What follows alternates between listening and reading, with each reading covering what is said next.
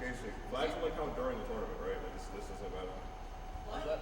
I can skip this. Like flags don't matter outside the tournament. Yeah. Right? Yeah. Otherwise, we have people just grinding that shit. Could you imagine like scumming the you try award?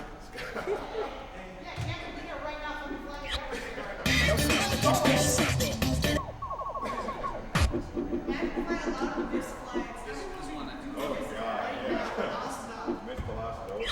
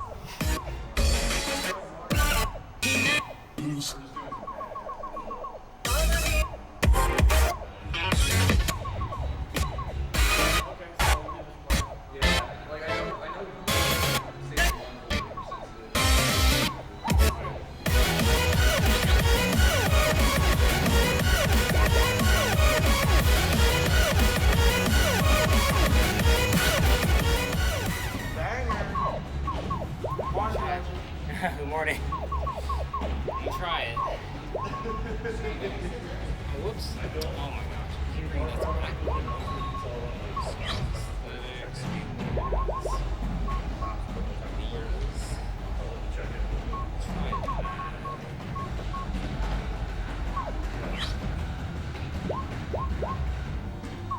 I was supposed to do that yesterday.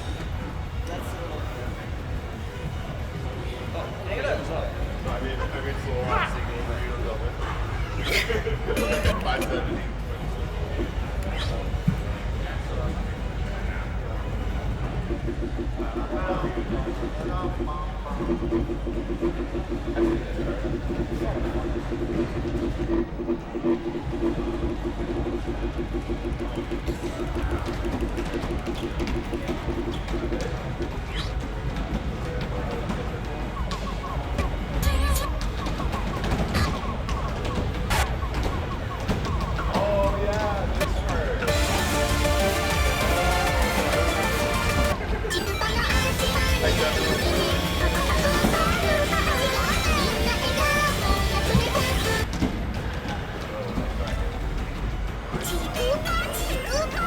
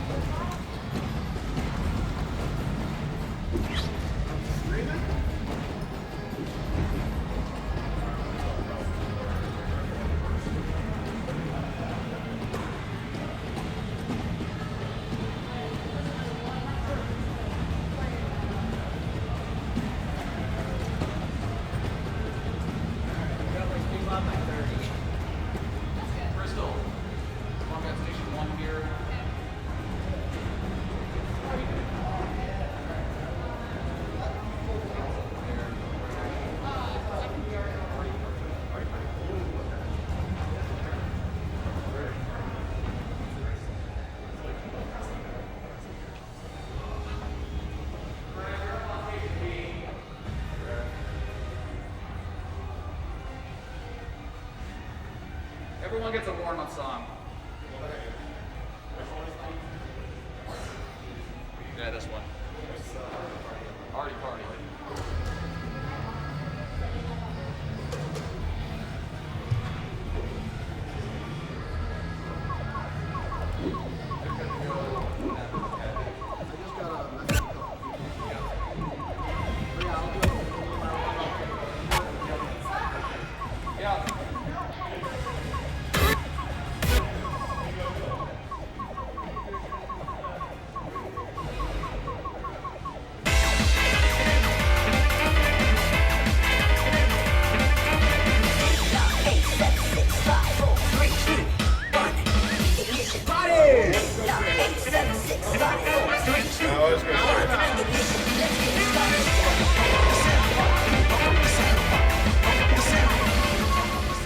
Actually, okay, I am going to just slide one. I don't know what these pads are like. I need to know what these pads are like before I... Oh, shit. No, no. No, please don't.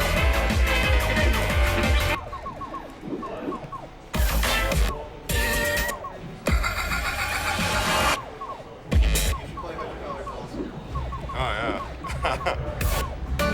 I just need to hit like 5 notes and then I'll be good.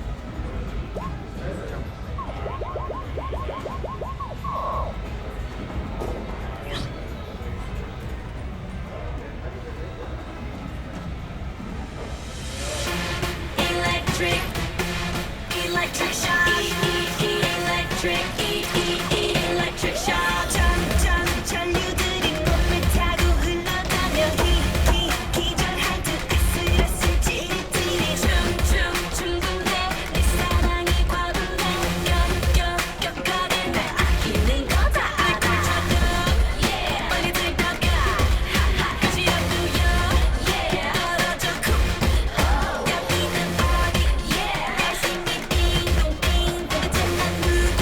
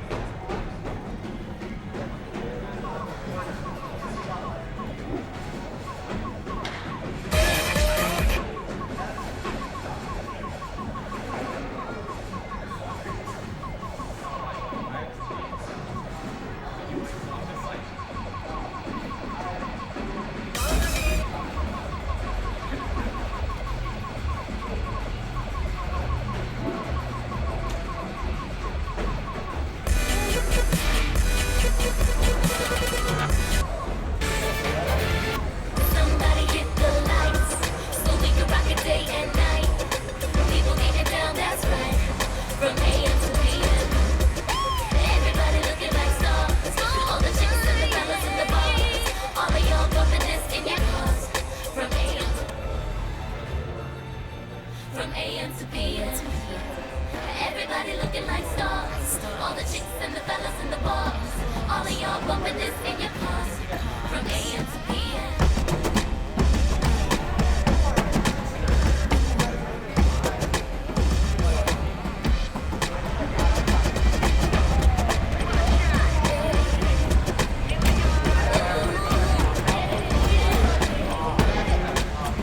Everybody wanna get down when you hear the sound and you bump the beat. 365 days a year, 24 days, 7 days a week. When you're driving in your 4x4 and you turn us up when you step home. Whether night or day, non-stop playing, you know you still want more. So find a honey that's standing on the wall. All the girls and the guys on the floor. From the front to the back, let's go. Hear this. Somebody hit the lights so we can rock it day and night.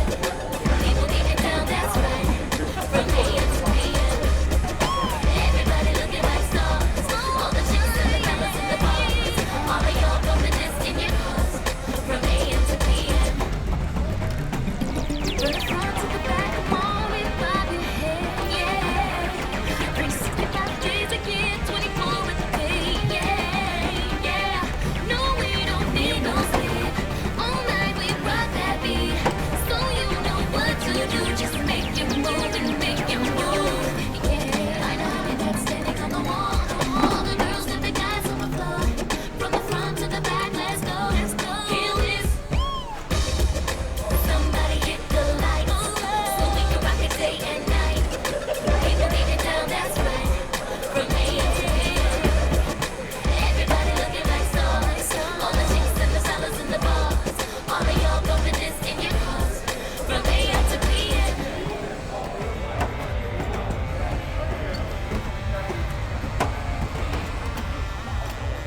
From AM to PM.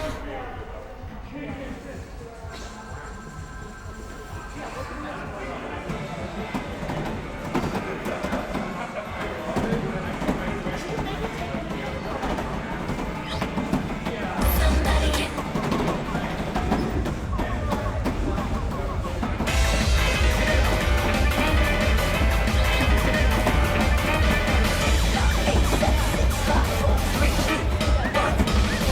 Bodies!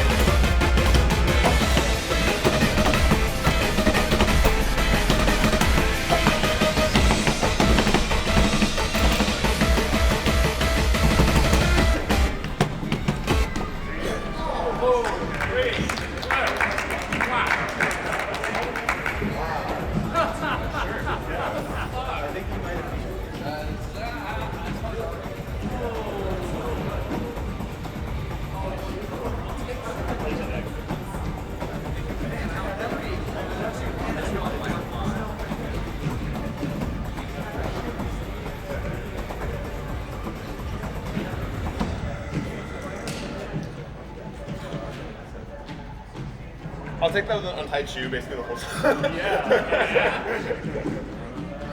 It's pretty good. Ugh.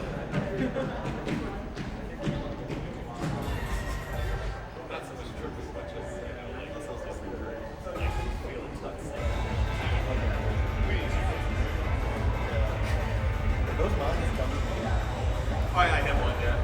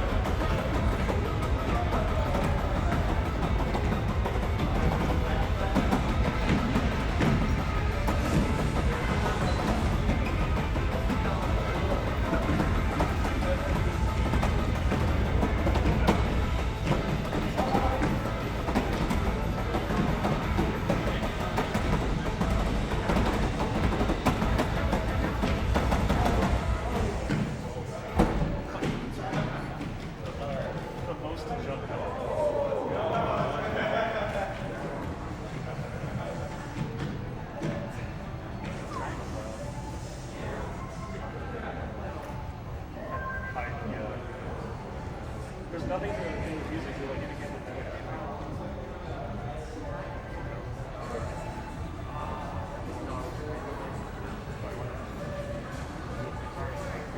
So we're using the white score. The blue score is but you can switch which ones takes priority in your setting. All right. Round 3 is done. Crash Kringle, Pat, Samuel, Lolipo, Suji, and LFK got strikes this round. Crash Kringle and Pat are now out. Everyone else is still in. Round 4. Now we're getting to the good stuff. Is Headspace.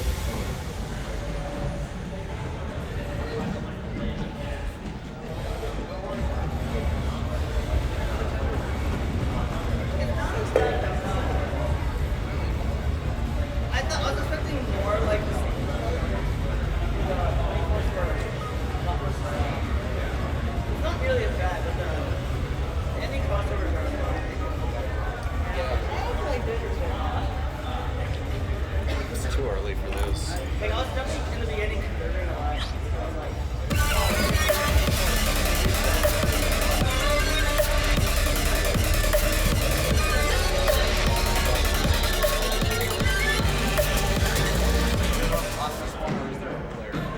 There is a bit of glare. Just like on like, yeah. Yep, all gone. Perfect.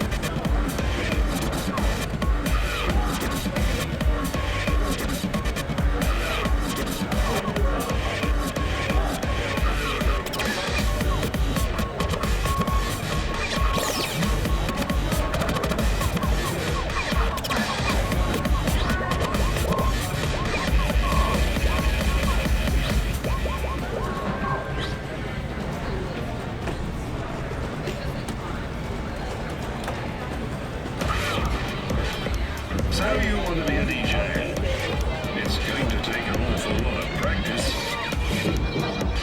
Are you ready?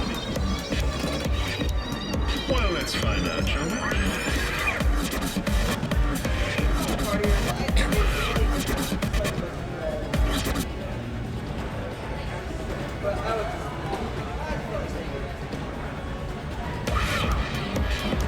So you want to be a DJ? It's going to take an awful lot of practice. Are you ready? Well, let's find out, shall we?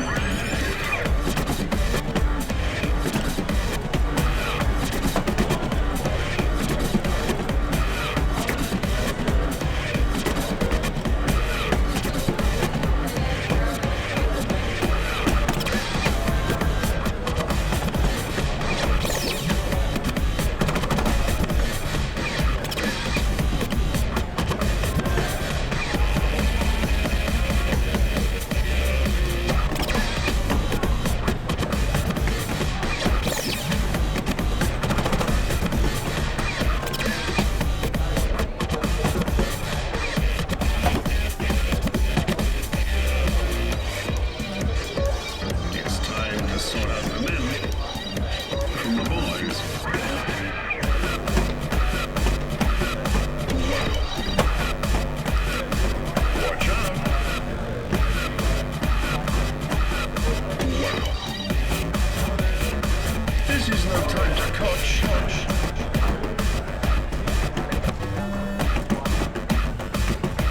Oh my goodness.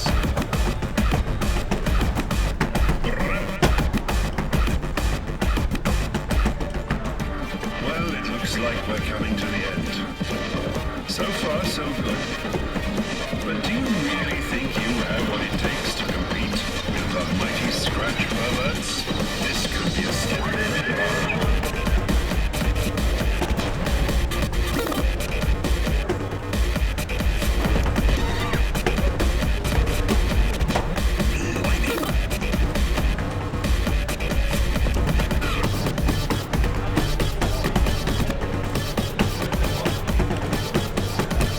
I warned you.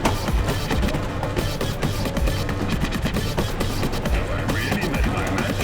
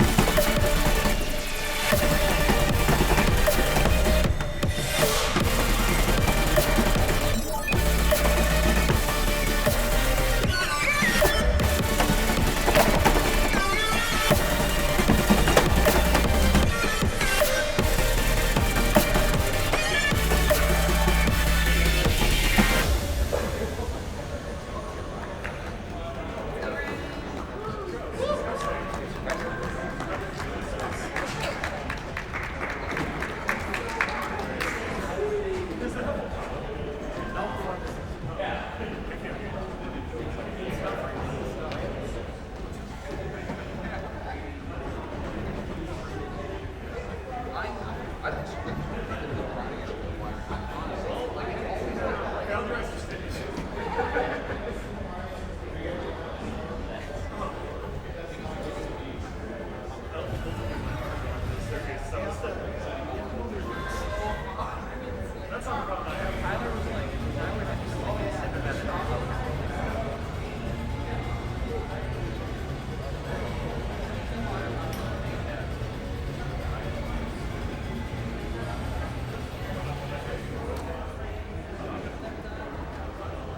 I did it correctly. Nice purple.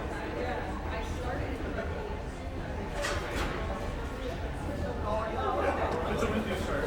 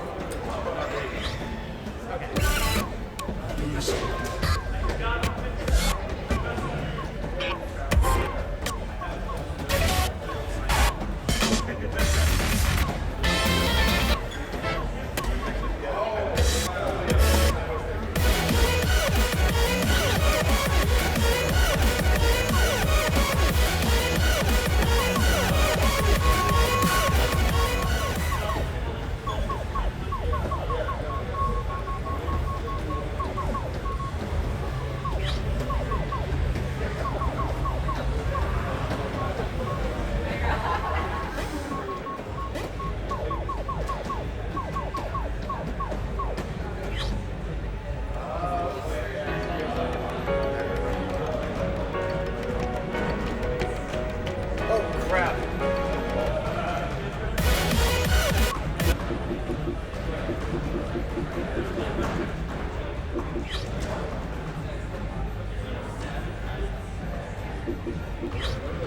Okay, that explains a lot. Alright.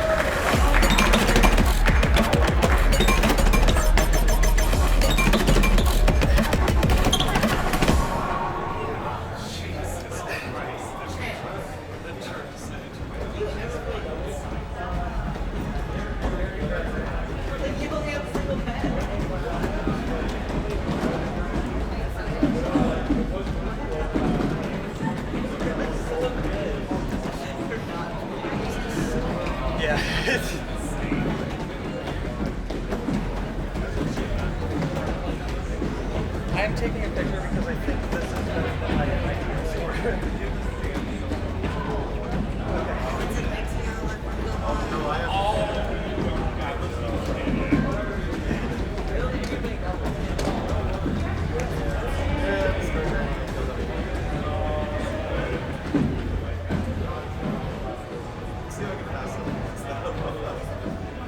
I mean, this is obviously one of the hardest ones.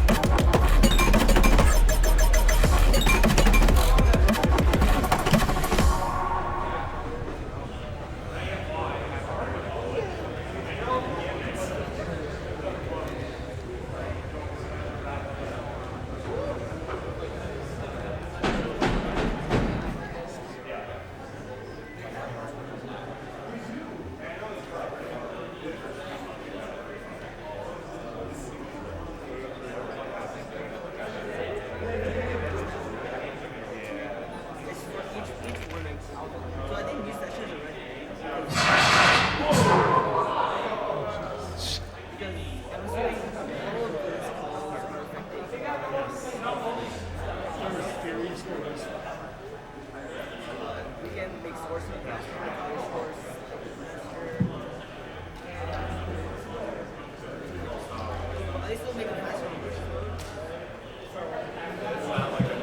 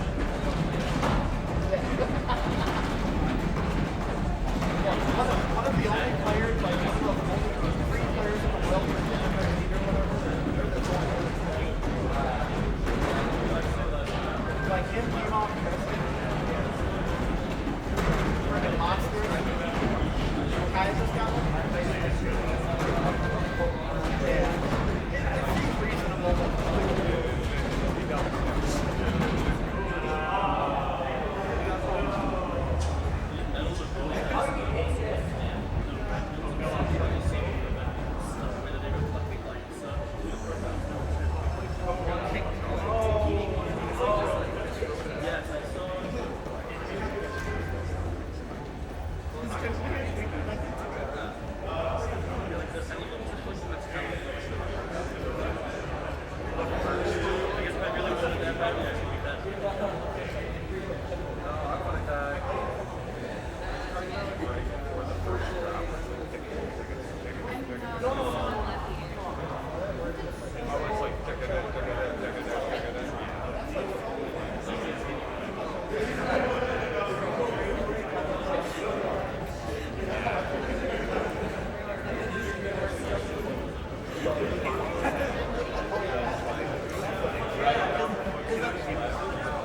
he does. The scorebox is like such a nice.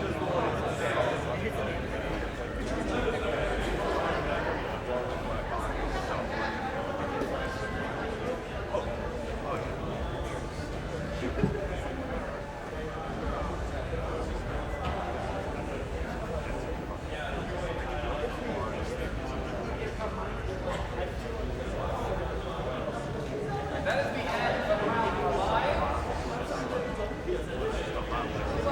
CS Mag and Legend Mag try to strike. Legend Mag have 6 remaining. The next song is 1116. Back up to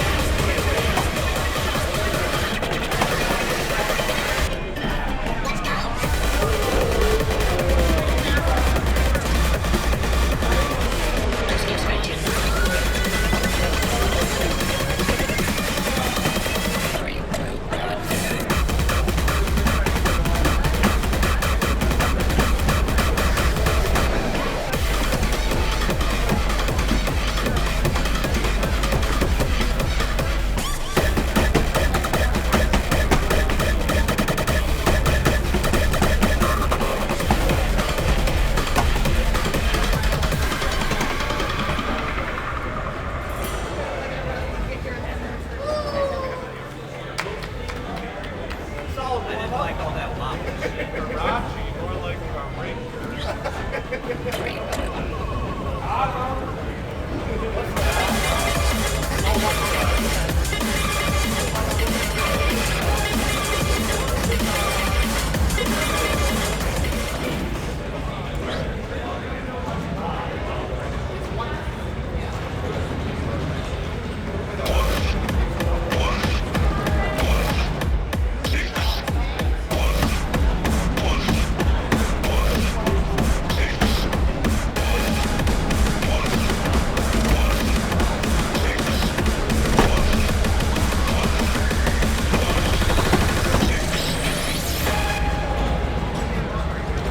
Won't make it in time for this schedule.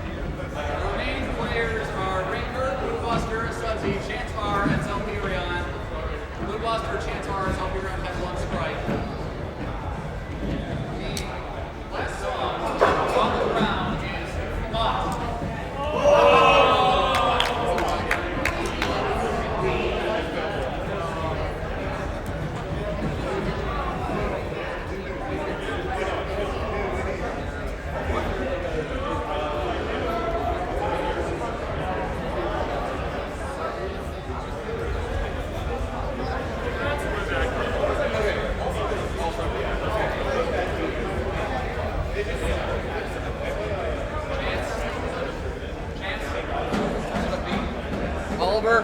Good for egg.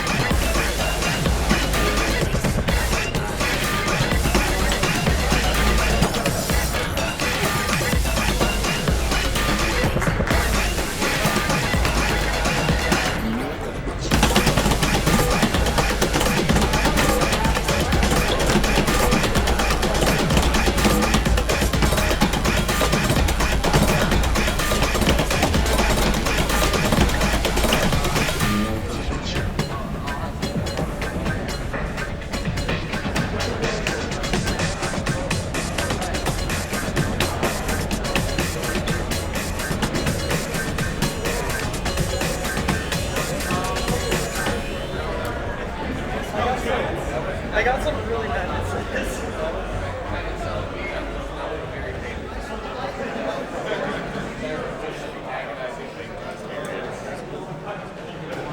Awesome.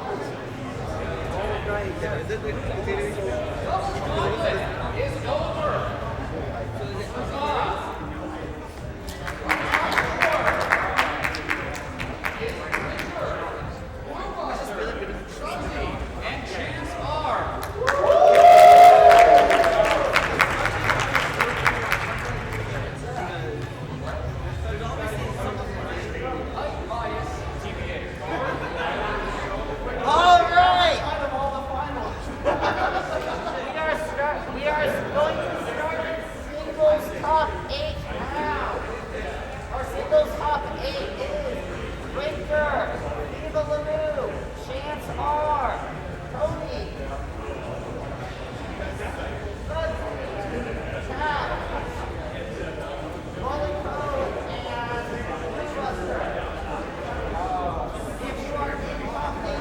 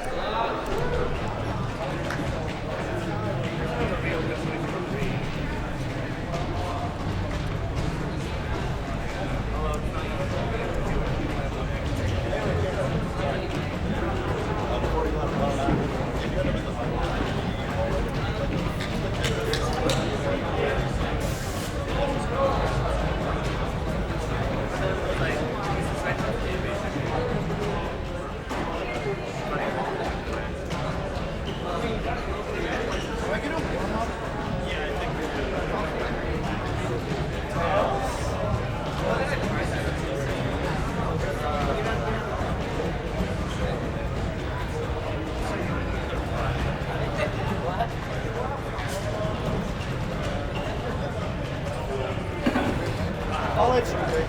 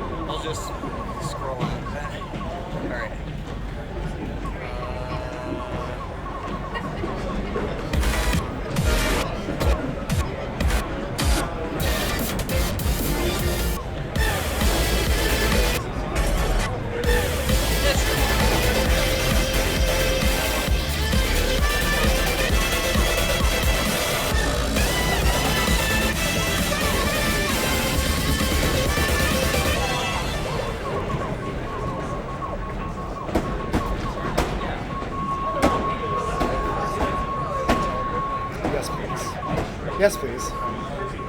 Thank you so much.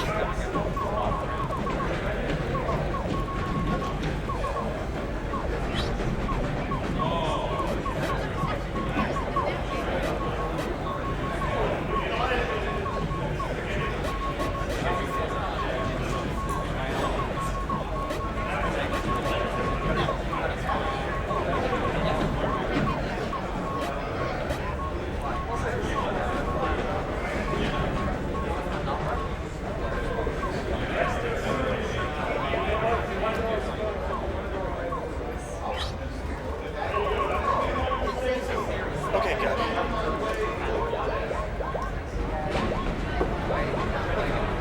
Hey.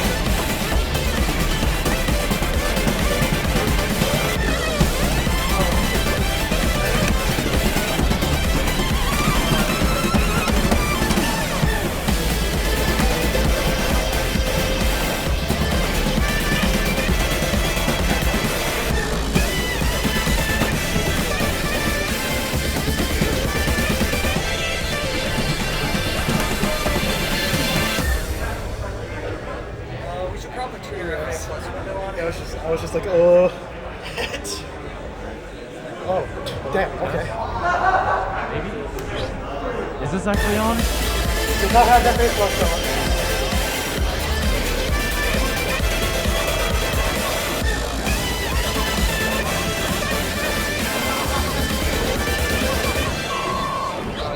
Just to see it. Okay. You're good.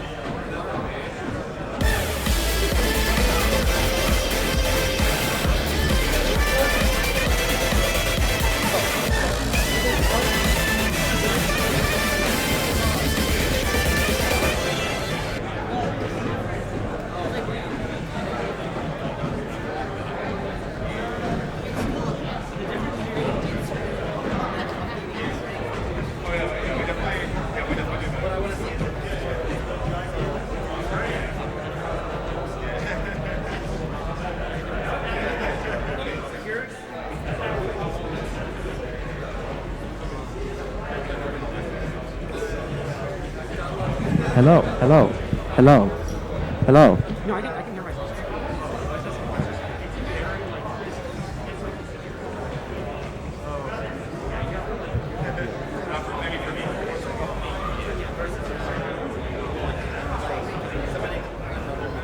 Alright, it's gaming time. So first match here we've got for top 8. First match of the day, Chance versus Steven or Viva La Move. They're doing their card draw right now. We're starting off on quite a bit of a spicy chart here. Fuego Sylvia remix. Yes, same. This is a chart I wrote. Not ideal. Sorry. Not ideal. Yes, it is me, Sorry, on the mic once again. I'll be helping commentate top 8, hopefully. But think Vincent's coming over to help too.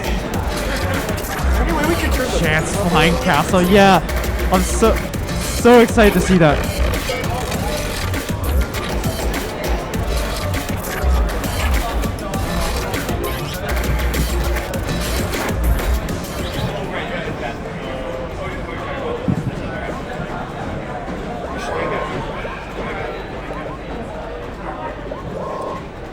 Trust my heart.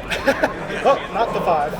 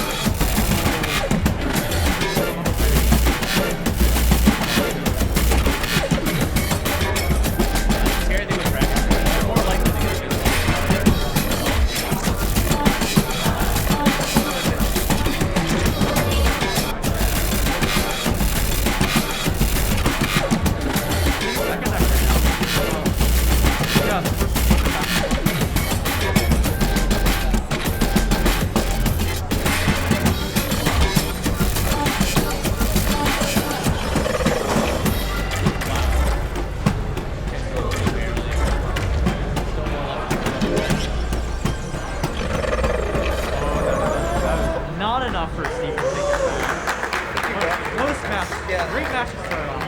Also, you gotta. Yeah, I think so.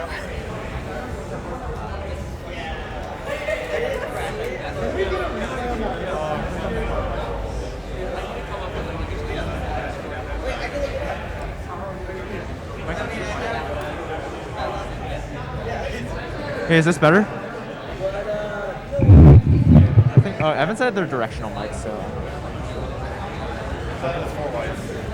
Same. Okay. All right. Yeah, we're gonna check out the pad. So, fun fact: Viva La Moo's been very much wanting Chance to win things I to the point where they've been telling Chance specifically how to play card draws against them. Yeah, I think Steven's out here. They really want to see the Chance versus Rinker Grand Finals. It's like they're not quite giving songs away. Obviously, they're gonna try their best when they're playing, but Not quite throwing for content, unfortunately. but at least giving you the card draw. I'm gonna share a quote from someone that I was competing with after a rather infamous match who had to play me, and they were like, "I'm not gonna stop trying, but I kind of hope you win." That's basically how it is. Yeah. Oh,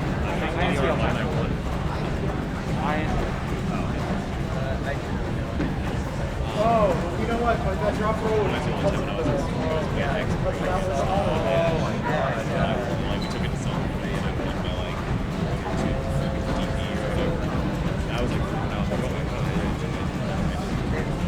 I think they're watching. They're watching the VOD. I think.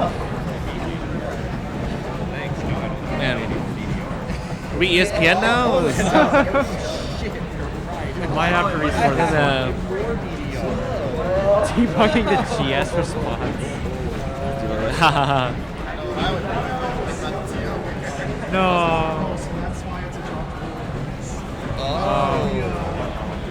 I'm not a TO. I just work here. You do like the usual like worst judgment, and then you tie. Yeah. Easier to throw at the match, anyways.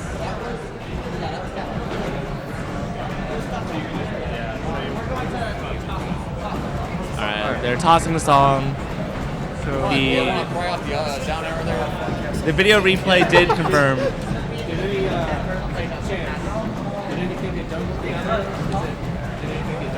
Oh, I think they're playing it now.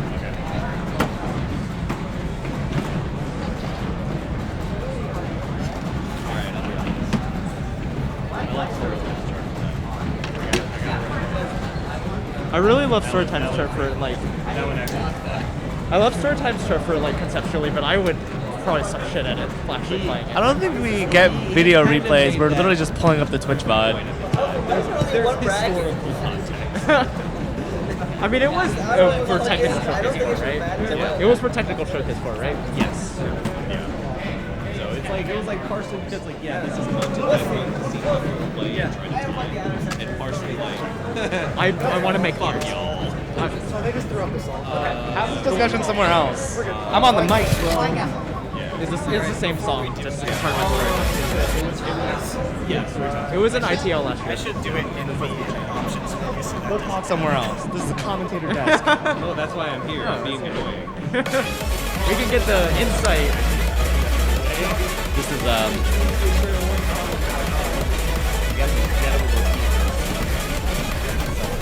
trying to help. I'm not sure I've seen Viva La Moo play Flying Castle anytime recently. I'm sure he's gotten some practice for it.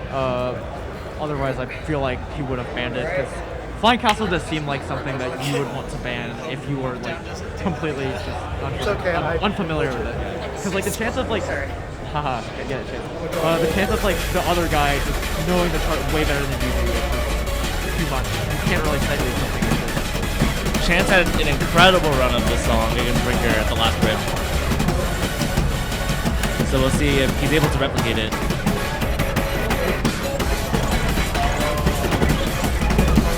Starting off with mostly technical stuff. I'm not sure how familiar some people are with it. It was an ITL last year, but it's very notorious for some insanely complex hold tech. Like here we see tons of bracket path and dense stream. Yeah, but fortunately the punishment for not doing it is not very much. So much that people at home have chosen just not to do it. But in a tournament setting, and especially against Chance, it's one of the few people who will do everything as intended. You can't really afford to skip the tech here. Every point matters, especially in these like highest end matches where these scores just get closer and closer. Yeah, these holds at home, people tend to just drop them. Chance keeping clean with one action, one great though. Viva La Moo keeping the score.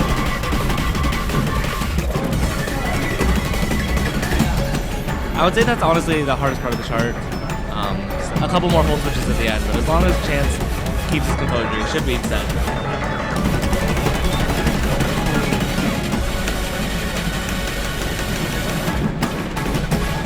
I think this is even better than his performance at the last round. It will be insane if Chance keeps this.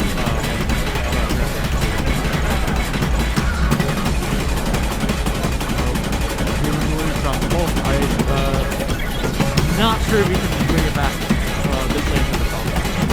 This is insane. 1 and 1 on site. If you hold it together. Wow. What a score. Insane performance from Chance. If that's not a world record, it's you're getting there. Okay, you get 2.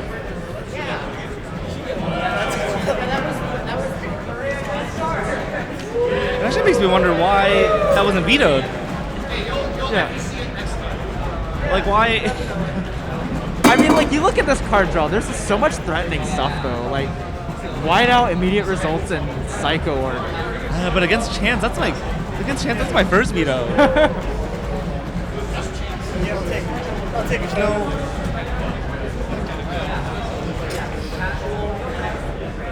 Chance has 99.64 in ITL, apparently. Still very insane score to pull off in the middle of a tournament like this. So. Alessandro. I'm to do Sparky Spark before. Yo, to do what's up?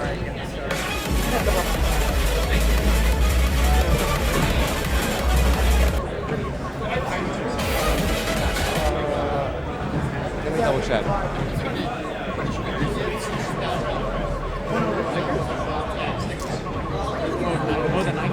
Yeah, I don't know. It's whenever you play in tournaments like this, you wanna. At some point, you have to not only hedge what you're good at, but also try to figure out what the other person's bad at. But the scary thing about being in top 8 is that people aren't bad at anything. I mean, at that point, it's like very like minute weaknesses that you have to figure out. And Flying Castle's a very like skill set dependent chart too. So going to Sparky's part, quite a tricky chart. Lots of slams, crossovers, 30-second bursts. A lot of syncopation, a lot of funky rhythms. Team Baron say this one's the hardest chart in Tier 8 or Tier 9, very because it's quote unquote got no set are not blue or red or The chaos meter.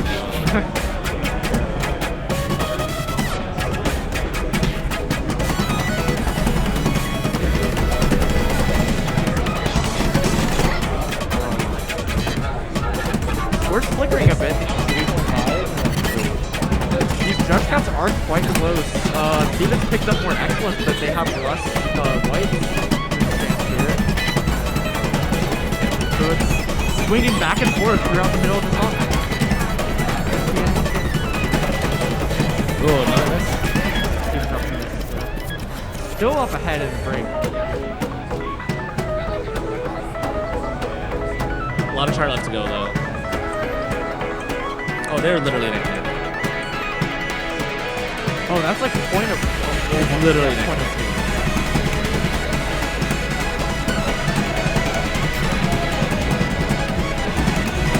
Ethan's gotta stay as close as possible. Yeah, luckily Viva the Move played this against Lolimo yesterday, so chart knowledge I think is a little more fresh.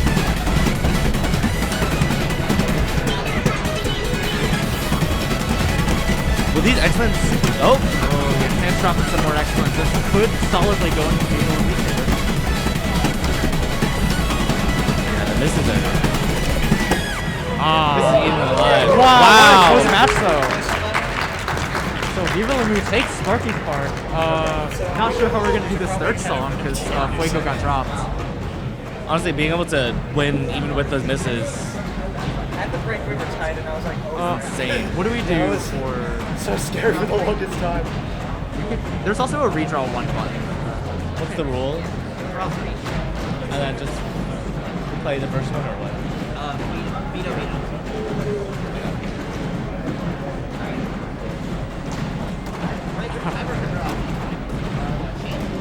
White is a little spicy here. I think I chill fittingly as the most chill chart. Gets vetoed though, so we're not gonna see that. So our tiebreaker is gonna be Diablos as Naga. Yeah, Diablos as Naga is a chart that doesn't do much of anything, but it is a higher BPM. It's straightforward, but it's got some of the like popcorny rhythms, the like syncopated stuff. It's TA, right? It makes it hard to time it. A little interesting. It makes it more interesting to option play. That style of chart's kind of old school bread and butter though. Viva La Move is a veteran style of chart.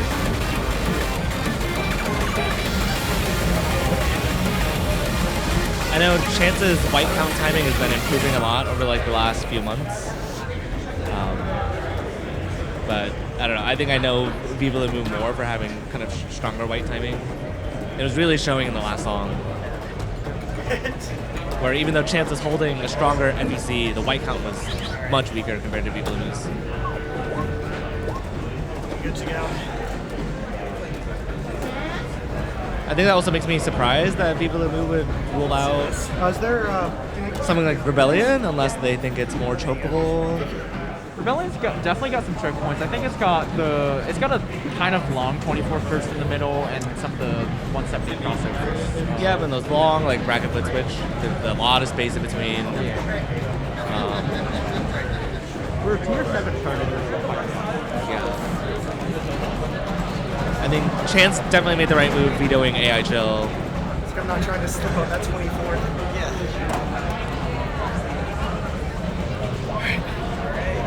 Yeah, I see Diablosis going either way. All right, good luck to both. I think there's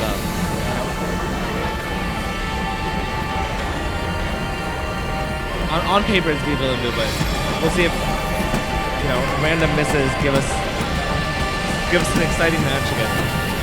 Chance got the foot too, for sure.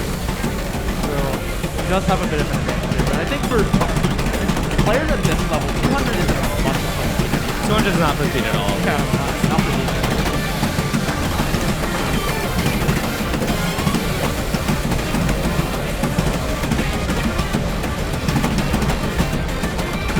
Dead even white count. Oh, right as it did. He went crazy on the 24th first. No issue with some of the step jumps. Chance up a couple whites there, putting even ahead by 2 whites. Leaving a couple whites to 8th.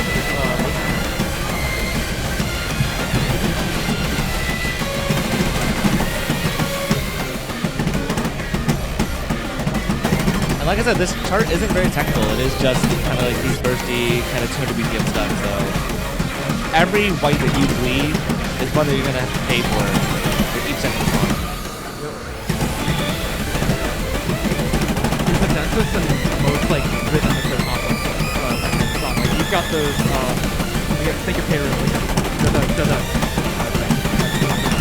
Quite tricky. Chance does drop an excellent here, so this is likely going to Steven unless something happens. There's a couple more runs and then a quick breakboard first. Chance drops another excellent on the 24th first. And that one is Steven. Steven, you want to get Chance.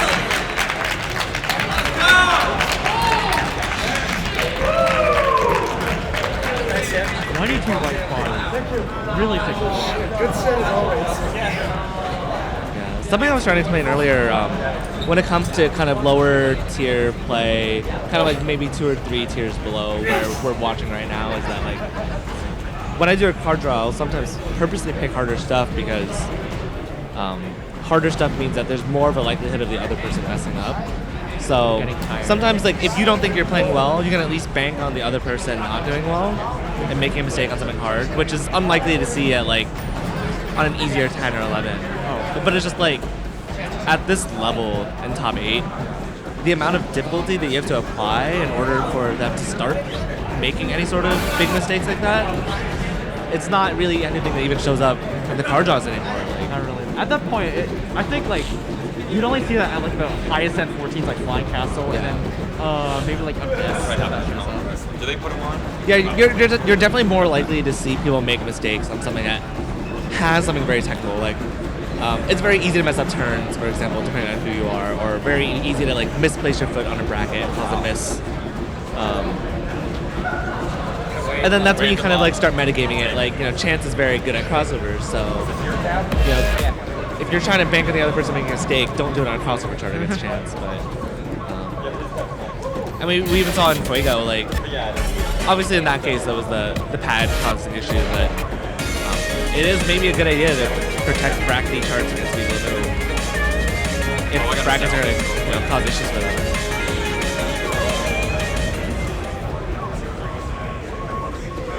Good shit, man.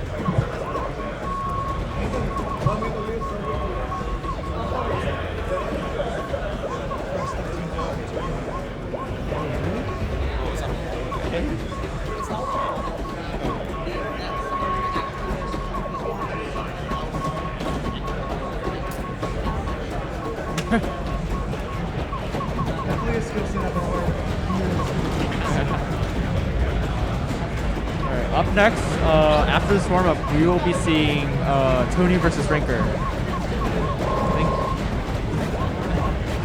think this is the what's the bracket like here? This is top seed versus 8th seed. This is yeah. It's 1 versus 8. So Rinker, long time veteran, wins Rip a lot. Pretty much every time. He's only dropped like one Rip in the past few years. Yeah, unless Paul decides to come in. Now, Tad of Tony is a funny character. I think Tony had some sort of wrist injury last Rip, and he was playing no bar. But the funny thing is that he was winning way more matches than he should have ever been allowed to win no bar. He still had that FA. He did, and people played funny draws against him. Like, if you play no bar, you should automatically protect the 14. People just like weren't really doing that because they also didn't want to play 14. And so Tony just like kept winning. And then, so I think he's been using the bar since I think his injury is better. But even then, like, when you pop into his streams, he's just like playing weird lowers or no barring or like writing charts, breaking his like ceiling light. Yeah, breaking his ceiling light, and it's just like I haven't been paying close attention to Tony, but to me he feels like a wild card. But honestly, like, he's playing much more like he was in 2022. I remember playing very well, really good speed, really good control. Hey Leon, Viva Limu won that match.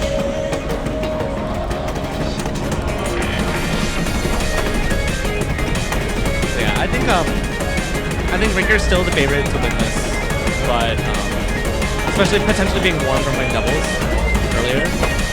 But I think Tony may surprise us. We'll see if we can take at least one song off Rinker. That would be nice to know.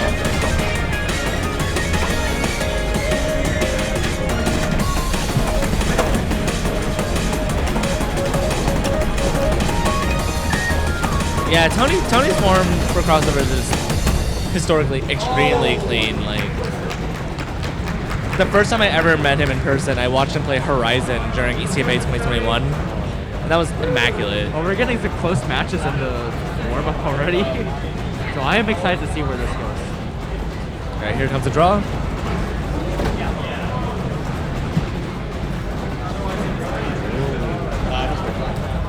Honestly, pretty hard draw. Tantaman and variations scare me. We all know we want to see Kobe. I'll do Tan men. The old tan men. Vito, 6-finger.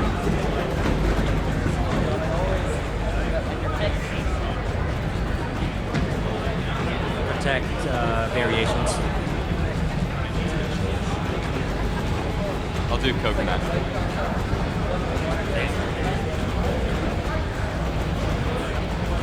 Oh, Vito? I'll do framework. Vito, ideology.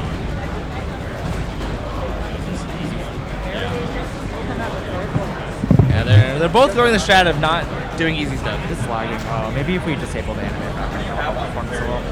Yeah, that feels better. Okay.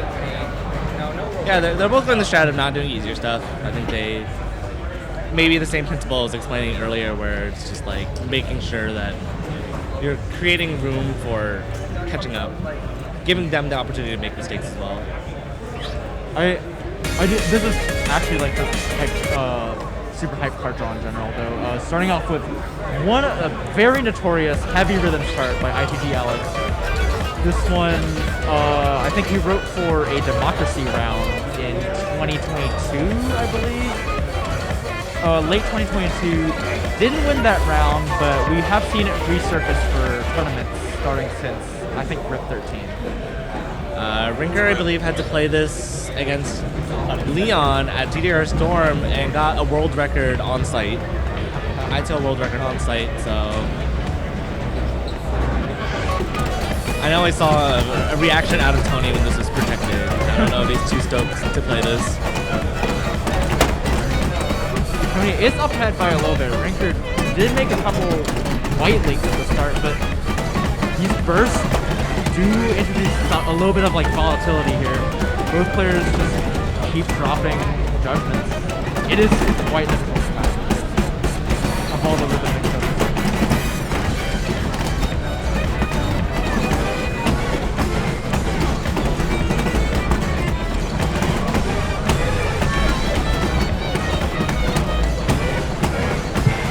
Oh yeah, no, the no colors just don't really care what they do. They just do whatever. Ranker's gonna be leading by about 6 excellence here. White counts are mostly close. We'll see if that changes. The gap is widening. Yep. These jumps are brutal, man. Coming out of burst and rhythm, so hard. Chart does not give you any time to chill. Just keeps giving you rhythm burst and rate. I was say it's gonna take a lot to catch up.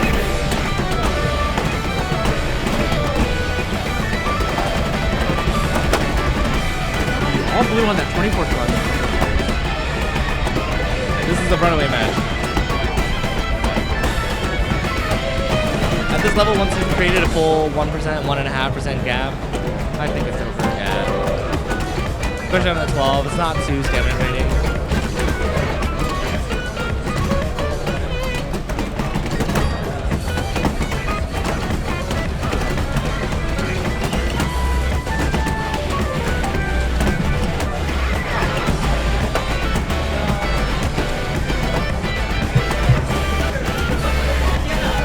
This one's solidly in Ranker's favor now. Mid 98. What a good, great play from both. Ranker takes variations 1-0.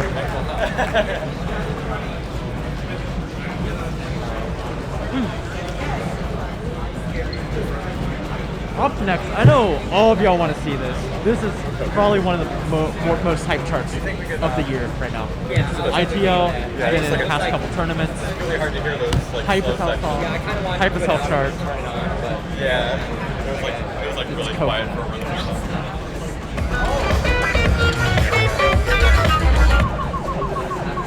Yep, that was song 1 going to song 2.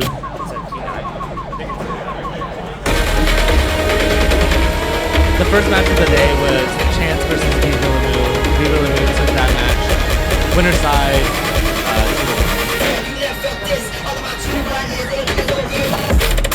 Yeah, if you want to talk about charts, it's easy to make mistakes. It's definitely this one. So many wicked crossovers. So many bursts in and out. Yep. There's the notorious 30-second crossover.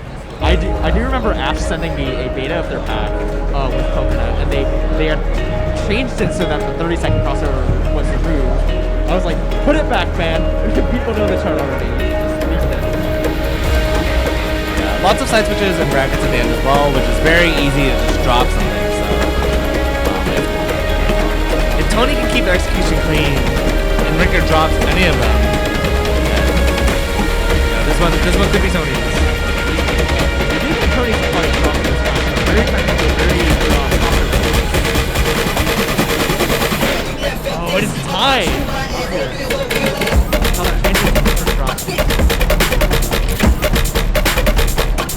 Very tricky patterning as we'll see side switches being introduced, and then after this, again, long crossovers, and now it's mistakes, exactly what I'm talking about. Yep. Tony does pull ahead by about 10 lights and an excellent.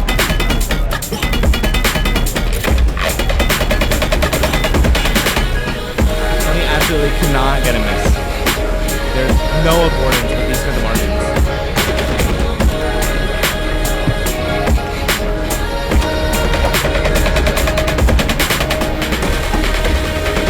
Let's begin for the second half. But it does seem like the gap is only widening. There does leak a couple more whites in there. Yeah, super easy to get misfires on great these side switch returns.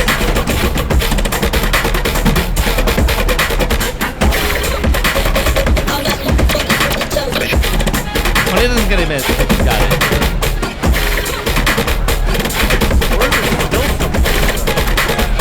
There it is. GG! Wow.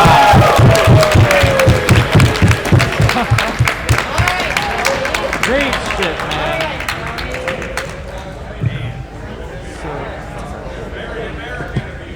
That is a huge win. 18 whites and change. USA chance for both Americans, I guess. I don't know. Clairvoyance. Clairvoyance.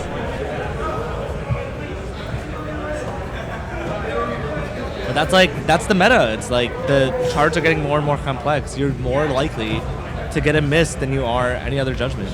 Hope your opponent doesn't fuck up. That's the tournament meta. Yeah. So hard.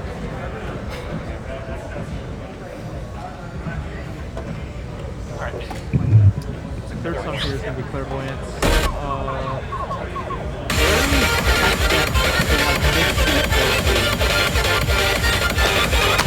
Has some practice stuff in this as well. Tony, I don't know how much that took out of Tony, but he does look ready to play again.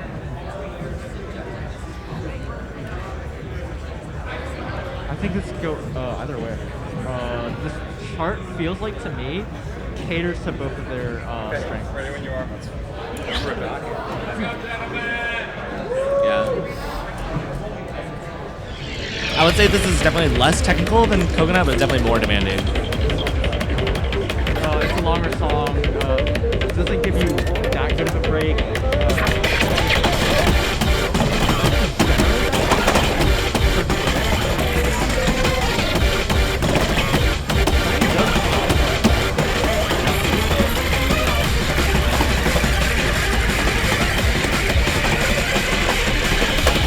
Look, I love a good underdog win, so I'm really trying to see if Tony can pull this out.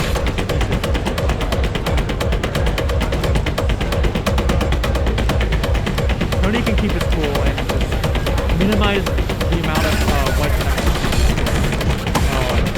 For sure, he can close the gap or squeak out a win. Both players know about the crossovers here. White count basically tied up. There's so much pattern variance in the song. You have to really keep your main engaged. Really crazy syndicated section here. Another. No, not to the rates. The gap is wide. There's the first section. There you go. Almost at the break.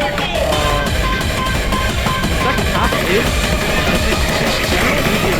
I think it's significantly easier. It's not even close. Way less time. Yeah, just some switches and crossovers. It's basically already getting it. That's something weird happened. Both players took out of the game. At this point, it's Ringer's on the win. I wrote the first half. That's kind of does explain a little bit of like why technical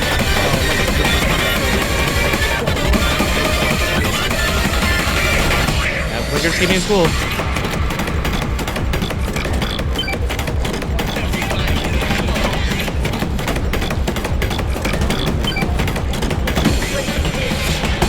One goes to Rinker. GG 2-1 Rinker. Tony being able to take a song off Rinker though on Coconut is still absolutely amazing. Yeah, it's just like you have to play so on point in order to keep up here. And Rinker did give away mistakes. It's not like it was a flawless run, but the amount of on fire you have to be in order to capitalize on that is just insane.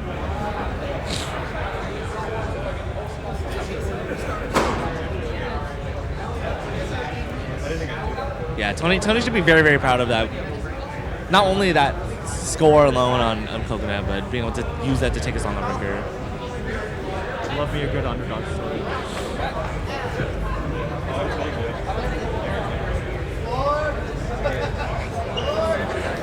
Up next, I think, is Seti versus Solipo.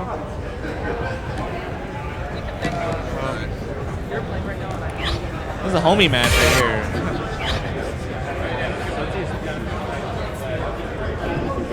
If you can change.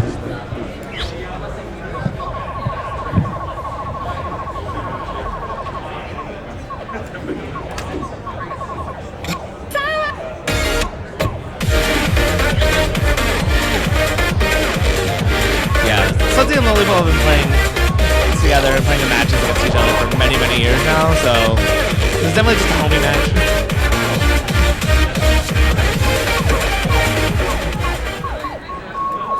I had the privilege of just hanging out with Sudsy. I think Chief Skittles is hosting a bunch of people at his house sometime.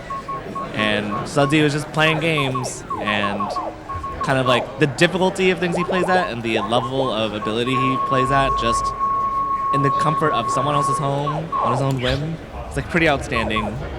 Because usually at home, when I've been playing with friends, I'm just kind of like messing around, don't really care what I do.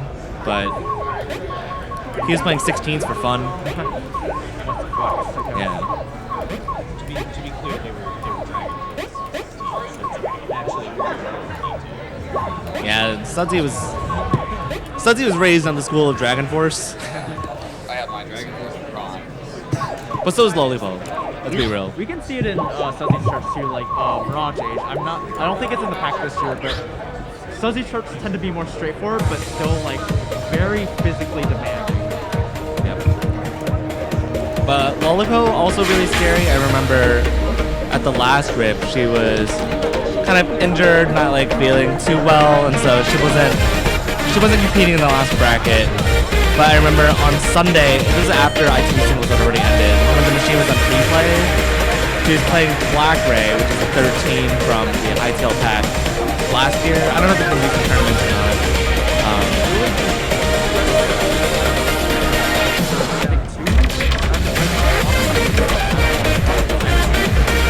But yeah, just like in whatever shoes she had on hand at the time, I think the score screen had like a lot of foot switch misses, I think, but the white count was like 33 or something stupid like that. So even injured, kind of like off her game, putting up scores that would definitely be like top 8 worthy.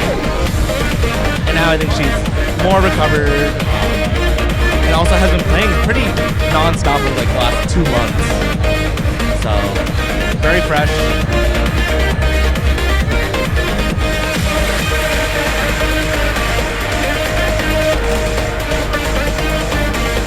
Very, very excited to see how this plays out.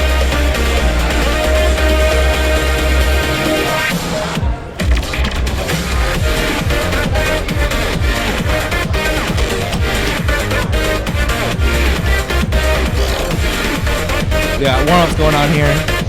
Love this warm-up match. We can kind of get a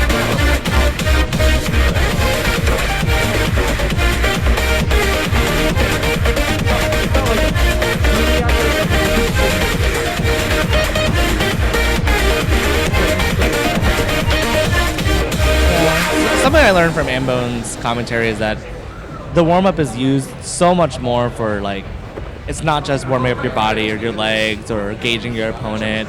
It's like, do you have your mods right? Is the machine sync right? Is the pads responding a certain way for foot switches? Is it responding a certain way for brackets? And you're trying to like juggle all of these responsibilities and figure them out over the span of like a 2-minute song. Getting any extra like chance to like adjust your form, adjust your mods before you get into the real thing is truly appreciated. It's a lot to think about. Dual breaker getting vetoed right off the bat. Oh, Our style was picked by Sudsy. What a great shot! I'm excited to see that.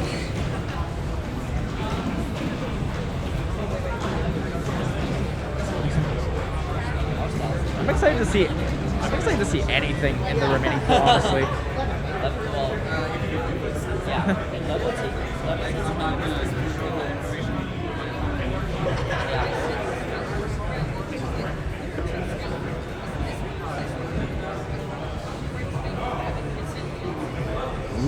Nabanugi on, protected by Lollipop.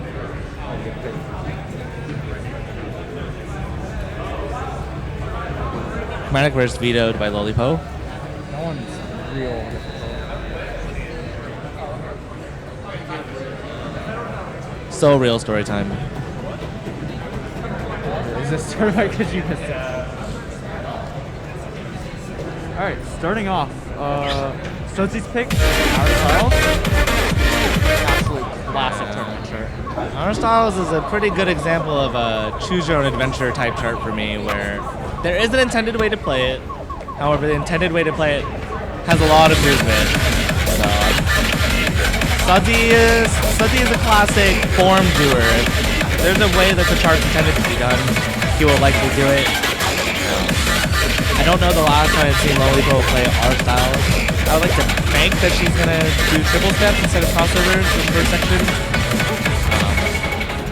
That second half does change it up a little. So you Changes up quite a bit, yeah. You can't really like do like free steps. So see, lots of brackets too, which I know Lollipop is also not a big fan of. I remember this being used in quite a bit of this. Super technical.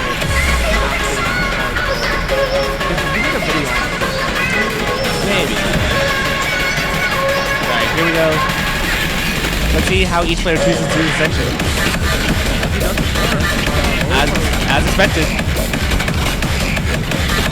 Straight miss from Lollipop.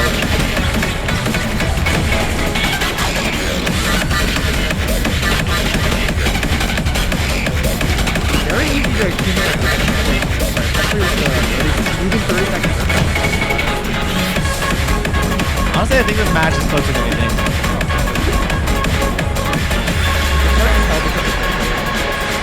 Alright, here we go. Phase 2. There are a couple crossover here. They're hard to catch. A lot of seconds sneak up on you.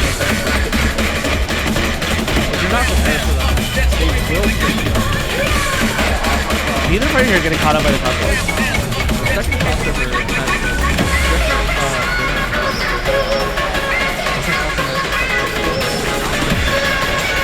I have not thought about how this entire song is a choke point. Some more turns here. Lollipop's ready.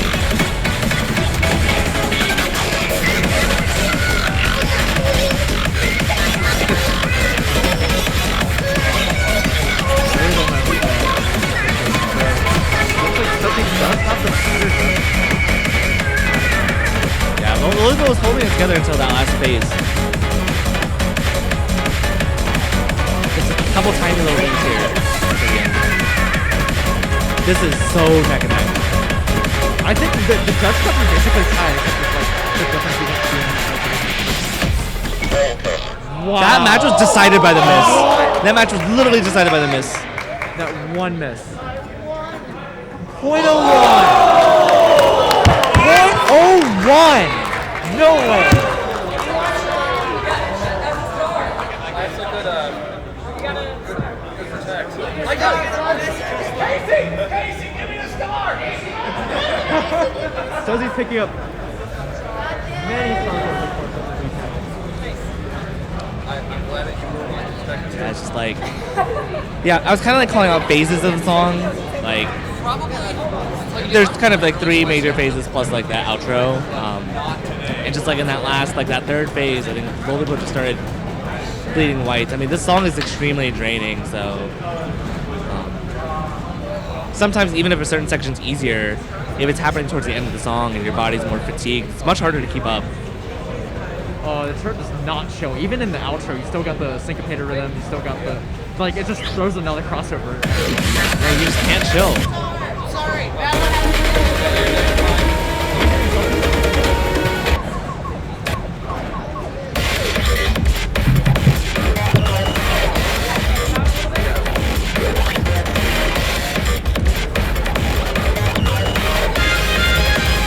Navigating on, protected by Lollipop.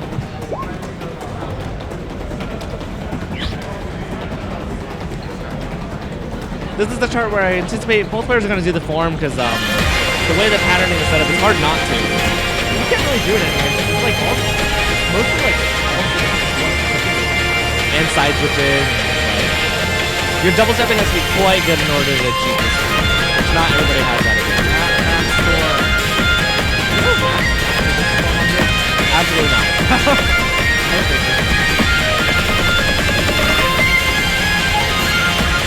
Commentary is Prairie and Vincent.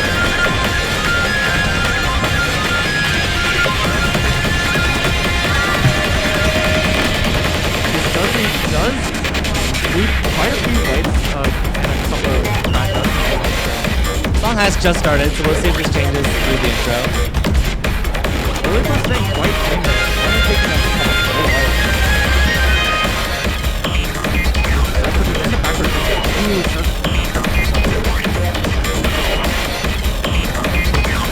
Lolipo's Protect playing out.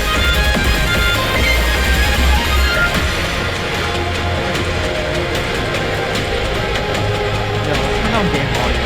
See if it helps.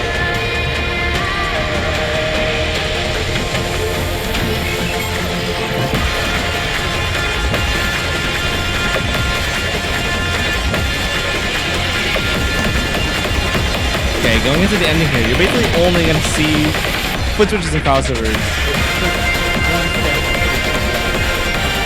But at this point, it's close up to the end of the song, and there's just a big enough gap there that probably.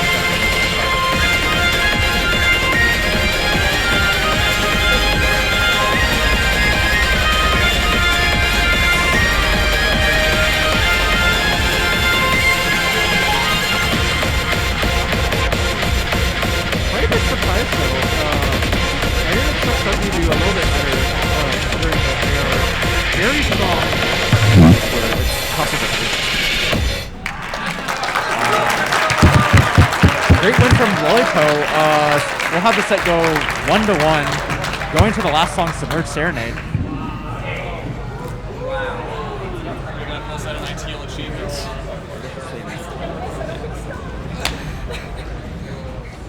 Yeah, I should.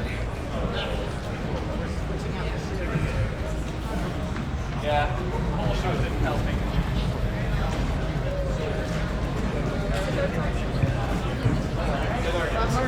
Yeah, I think Submerged Serenade is a chart that's like, it's so easy to get lost on. For sure emphasizes the chart knowledge aspect of studying through.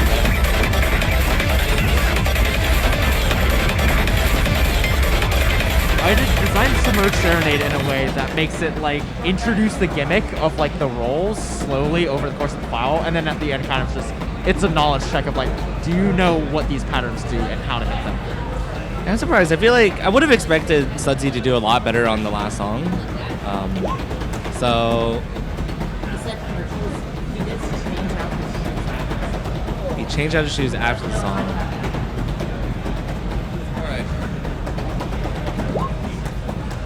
Yeah, potentially saving energy, but if I had to go off of the last song, I would suspect that this one should be Lolipo's, but with the shoe change back, I mean, who knows? This is quite a taxing structure. It doesn't give you that good of a strength. 8 measures in the middle and just full ass stuff.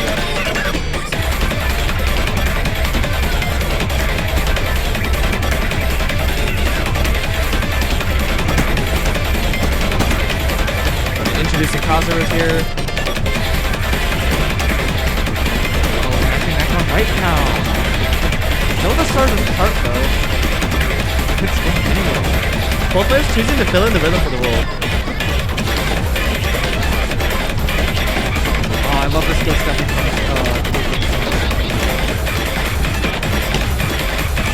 Straight grades from Lolipo. Giving us a show.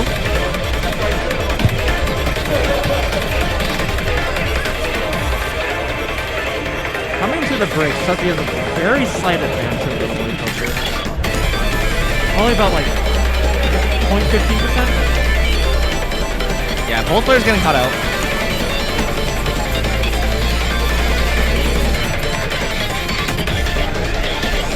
Honestly, this is the deal breaker for Sucky. Way more straightforward. But at the same time, just because this part's more straightforward doesn't mean you should like chill. If anything, you should. It's more important that you don't drop right here. It's going to be way less likely that your opponent is going to mess up. Lolipo's taking the lead back.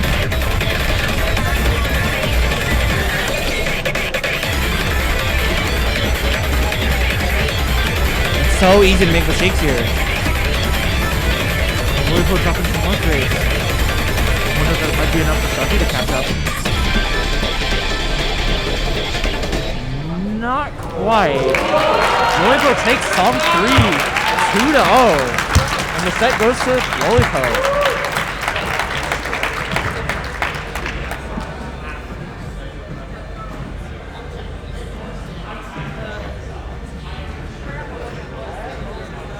Great showing from both players. Yeah, kind of.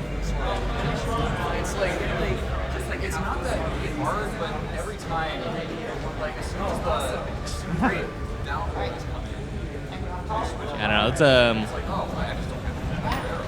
It's a very scary way to play this chart in top 8. I gotta say that much.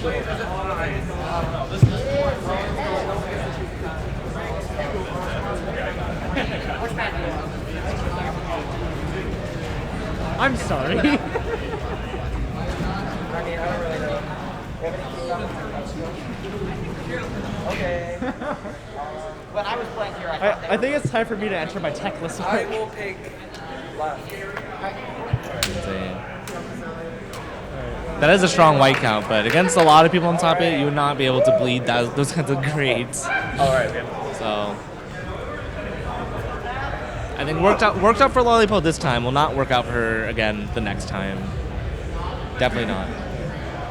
Up next, Tack versus Blue Buster. Not even my first match, and I'm already almost out of my first community problem.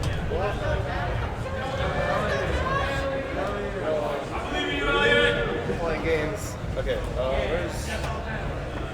Tack's been playing pretty well. Very impressed with Tack's ability to juggle. He's been posting a lot of ice skating stuff. I was not aware of kind of like the caliber of his ice skating abilities until he started sharing more about it. So seeing him perform at such a high level between two different, very drastically different hobbies is always just a treat to behold. He deleted me yesterday on Psycho. Yeah, I got 9 whites. And then meanwhile, his opponent, on the other hand, Blue Buster, I'm always impressed by his ability to turn up at RIP because I don't know what his machine access is.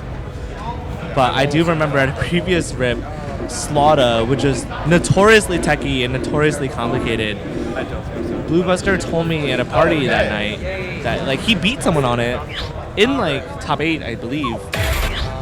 And I learned that he had only learned that chart from watching it on Stepmania once and then executed it on the spot.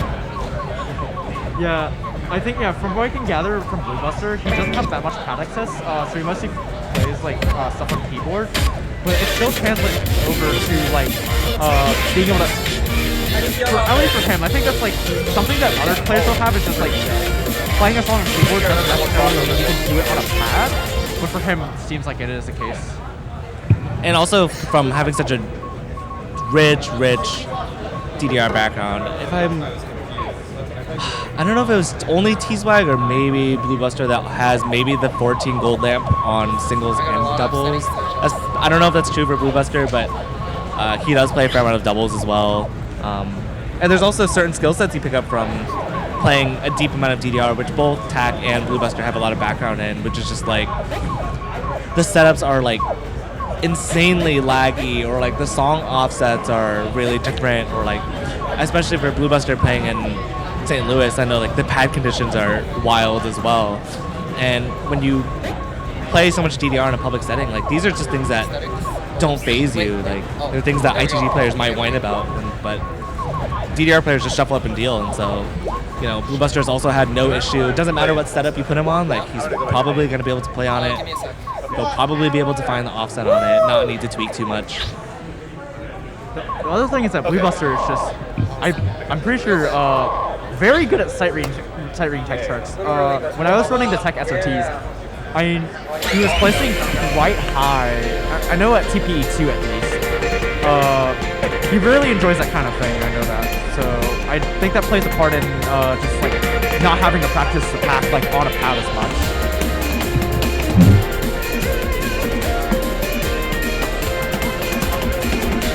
Yeah, I'm just excited to watch. I think it's two players with pretty similar backgrounds, although over the last couple years, Tack has really leaned into the ITG side of things more.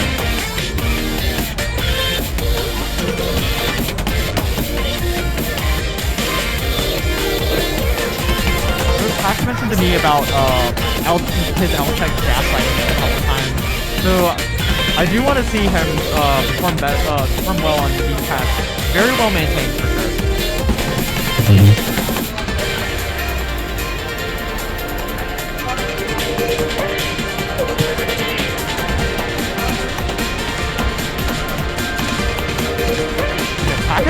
improving like hella over the past couple months.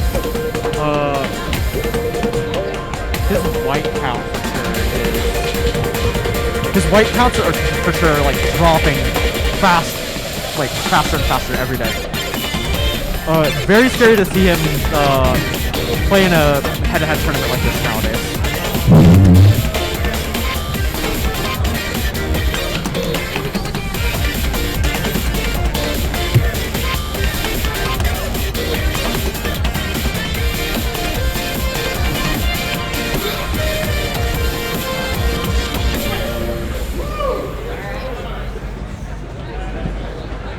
Casual quad, no big deal. It is a little slippery. Where's the, can you pass me the big house? Oh, yeah. Oh, yeah, that's true. That is very true. Oh, that's why. Get that shit out of there. Oh, yeah. Dude, this event is making me hate cats. I don't know my cats. That's with these floors for sure. Tack, I'm your biggest fan. I love you so much. Why do you hate me? Some commentator bias on here.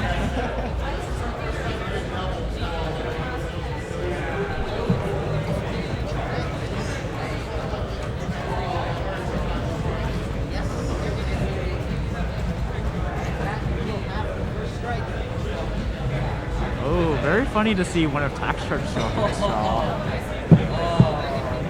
Wonder if the charter bias shows up or not.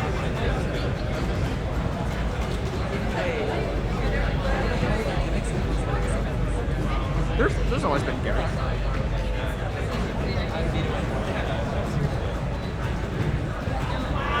It does seem no seam.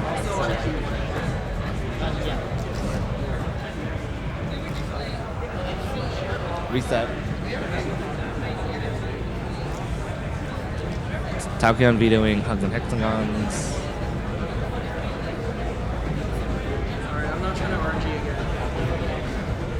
I RNG'd against Brinker yesterday, but I didn't see him right now. Yeah, it is what it is.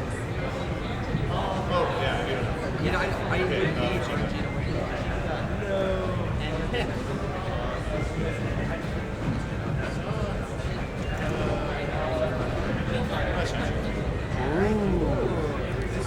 Shamshire protect from Blue Buster.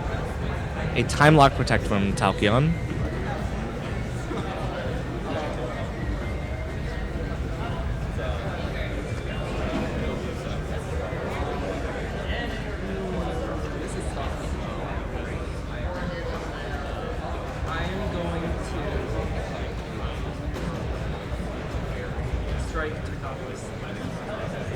Taokion vetoes Technopolis. Vetoing your own charts? Who would do such a thing? Not me, for sure.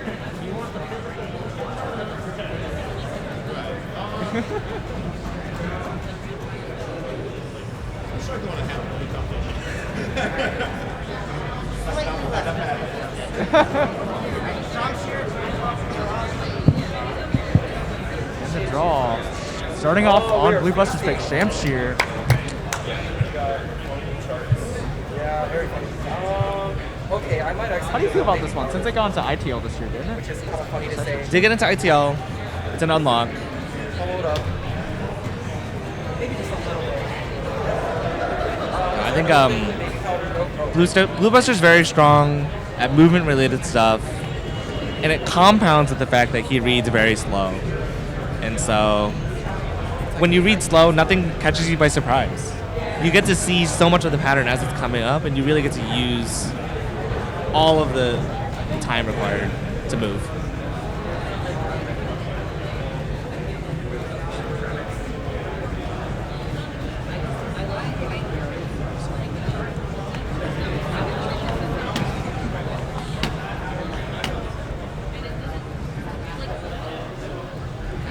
I don't know. Every time I played Shamshire, it's so easy to just drop the first note or second note of each side switch. But these players are both better than me, so. What usually trips me up is the foot switch after the side switch. Like some of them will have like the syncopated rhythm, and then some of them will be like one straight chain. something you gotta really watch out for. Yeah, when it comes to two players like these, I'm trying to think about what might create some of the gaps. There is like a shorter 24th run at the beginning. The timings of when the side switch happens changes up a little bit in the middle, but like I said, it's not something that Blue Buster's going to be caught by.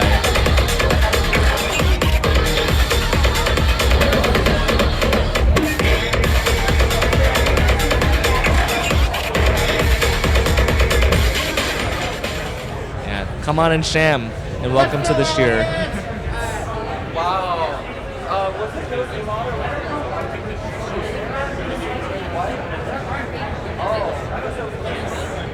Awesome. Also, I wonder why Talkion didn't know that there were no CMOD stuff in hubs and hexagons. I'm very surprised by that. Yeah, that chart's been around for like 2 rips now, right? Yeah, it's been around for sure. Sure, that chart would have shown up in What If installed at some point. Okay, here we go. Shamster. We might see a gap created on this 24th run coming up. Yeah, that's a pretty big gap. Oh, 7 excellent to start off. Kind of rough. Look, if I'm Talkion and I see that happening in the corner of my eye, I'm making sure not to miss. I don't think he will. This kind of stuff is like perfect attack. Like this kind of super complex server attack is, I see as one of attack's greatest strengths.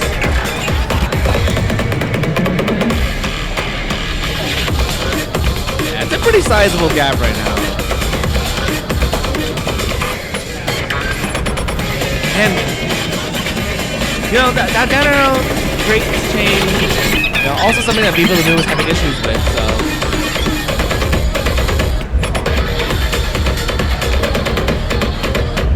Yeah, this is I don't know, maybe a questionable protect from Blue Buster.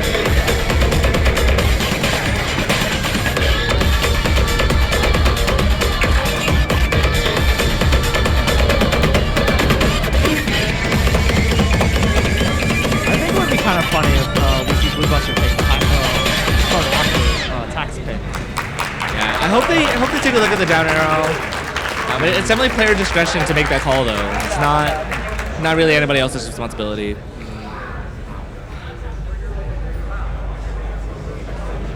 But I mean, honestly, even if the pad was performing correctly, the difference in performance on those 24s is pretty telling.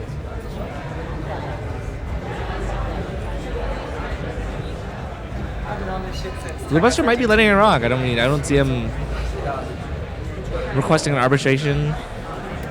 I mean, the grades on the down arrow stack was definitely suspicious. I got a 16 white quad on this, and then while I was in Germany, Kaya also quaded with 16 whites, and she was like, world record. Like, yep. But now that we're watching this match, it is kind of funny that a song that's characterized by its side switches. The real swinger is honestly the 24th. Oh, yeah. Ready when you are for the next song. Yeah, especially at the top end where like top players have that long side switch pattern. I think this is one of the only cards.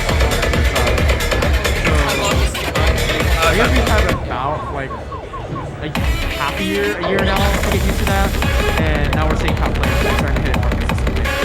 Alright. Swing is still hard though because the notes aren't red, blue, or green. What am I supposed to do? Second song, time lock. This one is Alpian's Protect. Yeah, this chart only has foot switches. That's it. That's the whole chart. But it is hard, and the rhythms are hard. Wow, such a straightforward chart. I wonder why it's in tier 9.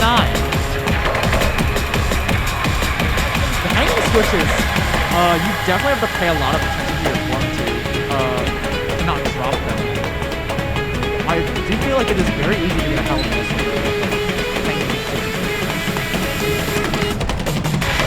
Yeah, this is definitely a song where if the match looks like it's leaning slightly towards one way, I would not rule it out until the very end. There are so many isolated foot switches at the end that you could just get misses for no reason. I mean, speaking of which, tactics stuff. I I'm not sure if, how many of you guys were watching the C stream yesterday where Sudsy and Sering played this. Sering was the underdog, and even then, like, even through the end, the score was still flipping back and forth. You definitely have to stay locked in for the whole song. It is just so draining, it does not give you any breaks. Yeah, advantage attack right now going into the next part of the song, but not sizable enough to be comfortable at all.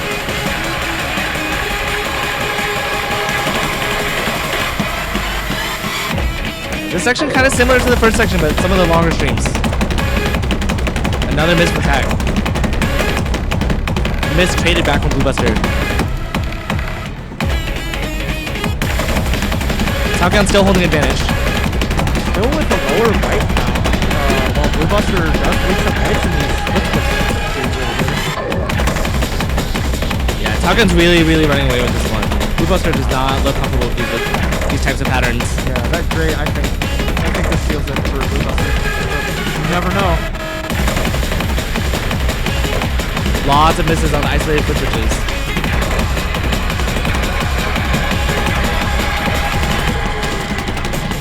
Yep. Zero! No, excellent. Only 2 misses? Wow. It sure really was time for Tack to lock in there.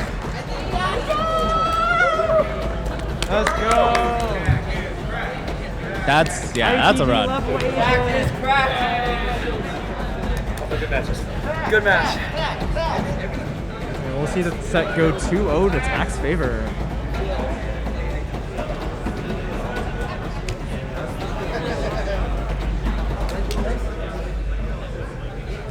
Yeah, Blue Buster held really well. It's just like, I think the difference really shows once we start looking at those 13s and 14s where holding tight form, having really strong endurance, and holding that form through harder stuff really makes a difference. Yeah, and like Vincent said earlier, it's like on these harder charts, it's just easier to accumulate mistakes, especially when you start getting tired towards the end of the song. So it's about a matter of just trying to keep as consistent as possible. I called it.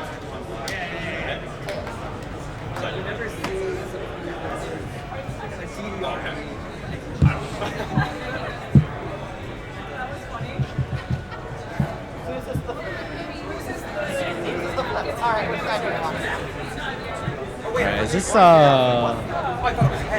Lollipop versus Tad of Tony? Yeah, I played on this last night. No, I thought you won it. Yeah, that's why I was like, no, I'm sorry you won. Take your one. Okay. Pick something?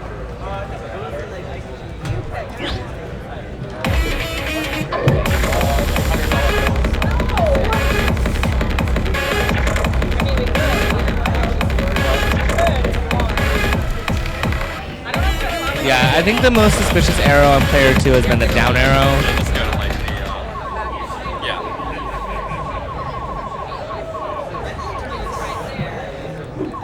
Did you ITO?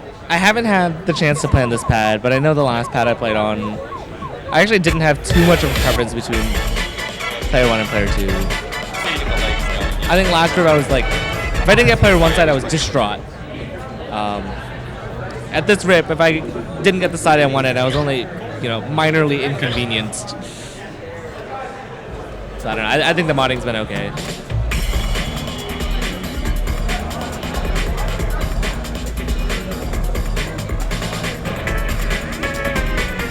Warming up on Funny Funky Freaky.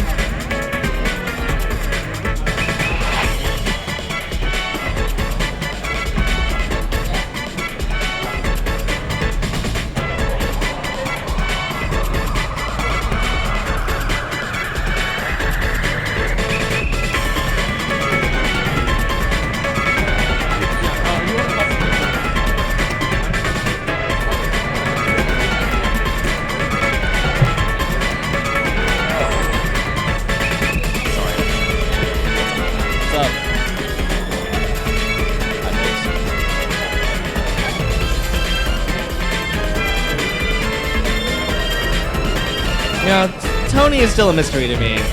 Really? I have just not been paying attention to him over the last month or two. I don't know what he's about. I think Tony, I don't think Tony has been slacking off. Can we please get someone to look at this arrow? Is it down arrow? I'd have to see it again. Something looks a little,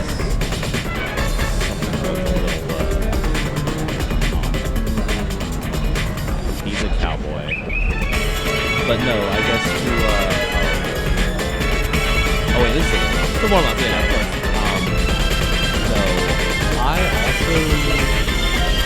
I see a little bit of Tony split stuff going on. Sorry, I'm yelling. I don't see like advertising. You know what I mean? This is like mislabeled. Oh, is it? This one is muted. Alright. That's C2, but I don't think that's, yeah. It's the mic. Give me a second.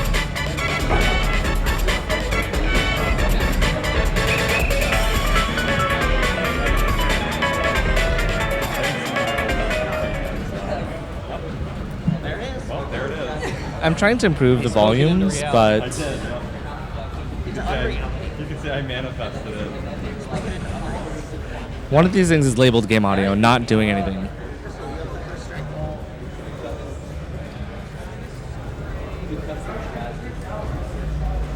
Unreality vetoed by Lolipo.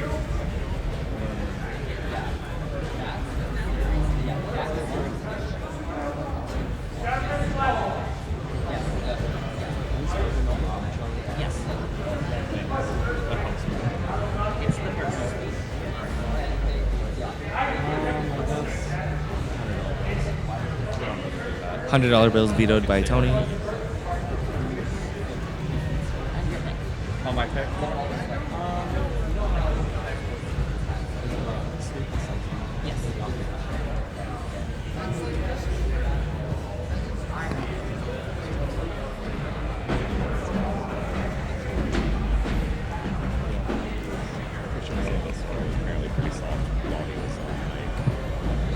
I think it's pretty.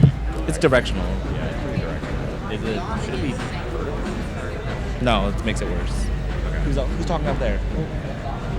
No, I didn't know if it was like cardioid, like this way or that way. This way. Hey, that's what I'm saying. Work with me. I'll give it 1 second. Good set, good set. Nice game. Hey, Tyler. Hey, who knows this hardware setup? And why isn't the game audio reducing? Blizzard Ball said they aren't bad right now. I think you're good. I don't know what he's talking about. No, once the game audio goes off. What's first? If you talk, just go up to it. Just go up to it. Yeah, you're good. You're good. Mic check, I guess. Hello?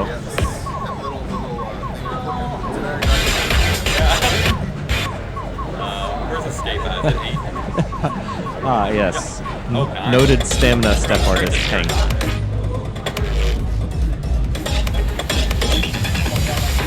Okay, I figured it out. Oh, did you? This is game audio. That's player mics. No, this is game audio. Oh. Are you sure? I'm listening to it right now. Okay. Who is XJam09? Oh, wait, this is a match. Just shut the fuck up, Trevor. Hey, baby.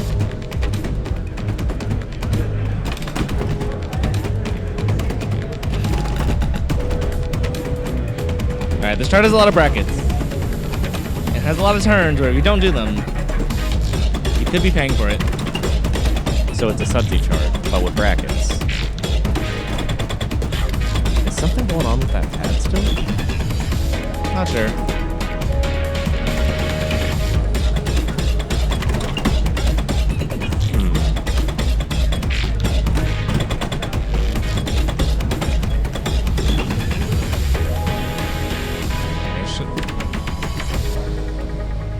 Strong start from Tony. Very. I don't think anything should swing too much in the break. And the second half is really just a copy paste of Yeah, it's the very first. 50-50.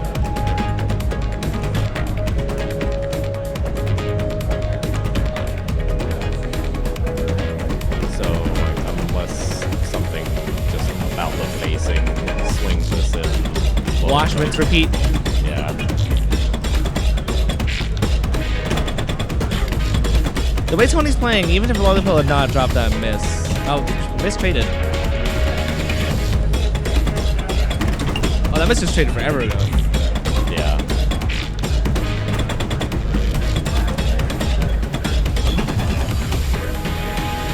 Another miss.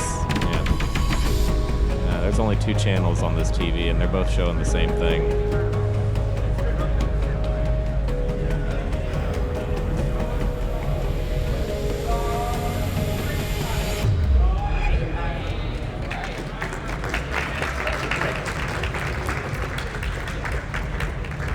Unfortunate for Lolipo that the ending was basically just second verse, same as the first. Yeah. No way to turn it around. Hey, Tony's playing pretty hot right now. Tony is playing pretty hot. Like, nothing against Tony, but Yeah, I you know, right? It's the hot misses don't count. I get those all the time, yeah. Tony is pretty hot indeed. Chad agrees.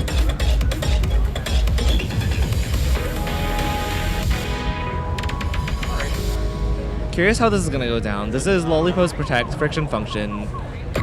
However, I think it has a lot of skill sets that Tony is just really strong at right now. Yeah, this is a Tony chart for sure. But honestly, looking at the draw, it makes me wonder if what the good protects were against Tony. I think he's pretty strong at like everything that ended up in the draw. This is just like absolutely Oh no. Tony draw for sure. Oh, that's like mostly tier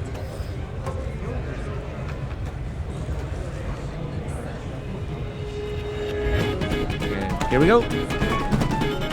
Starts kind of hard.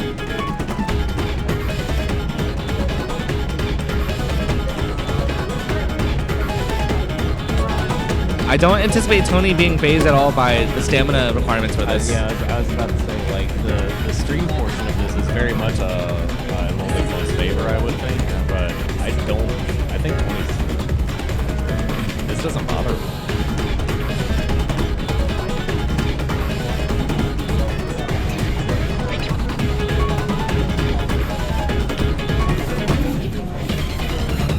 Wow, this is really, really strong with Tony. Wow.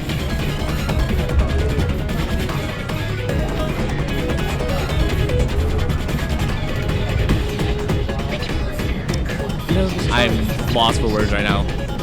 This chart kind of reminds me of Tony's old chart. What in the world is this first half? First half is definitely harder than the second half as well. I agree, yeah. So if he holds strong through this, what is this score? It's a Tony show right now. Oh no. That's fine. The score is still gonna be nuts. No, like the score is still gonna be nuts, but like, wow.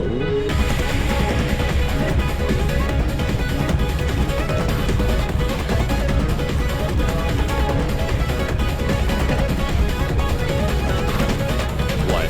Tony is locked in. See in blue.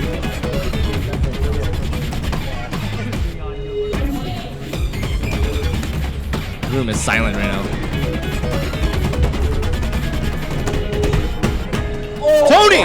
What the fuck? Tony! Please!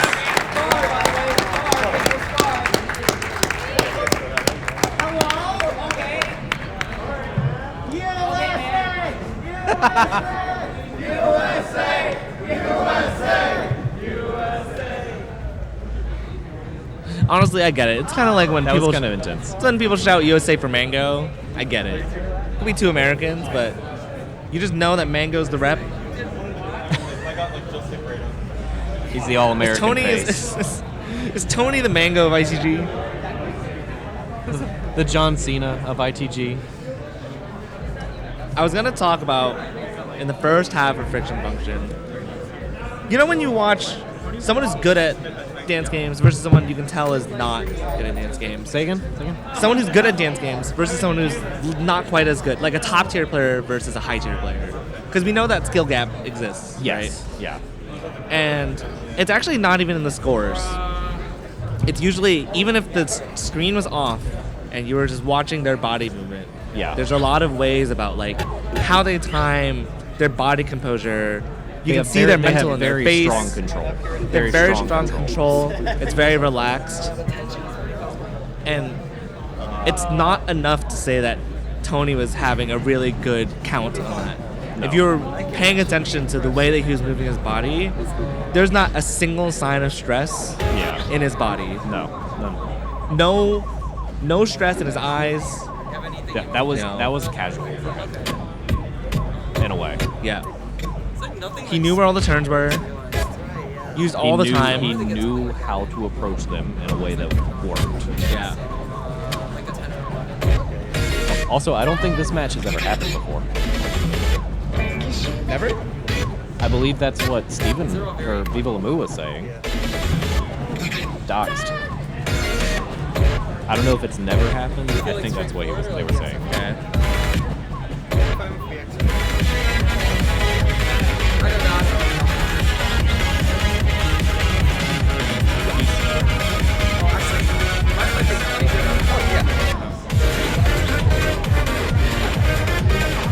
I'm with Viva Lamu. I really want Chance to win something. Yeah, it needs to happen. This is the year of Chance. ITL 2024 is the year of Chance. That's the year of Chance.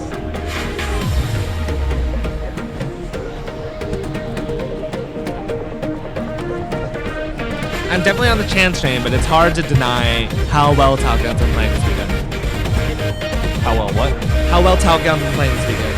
Oh yeah, on fire. Everyone's kind of been on fire. There's been a lot of really good matches this whole week.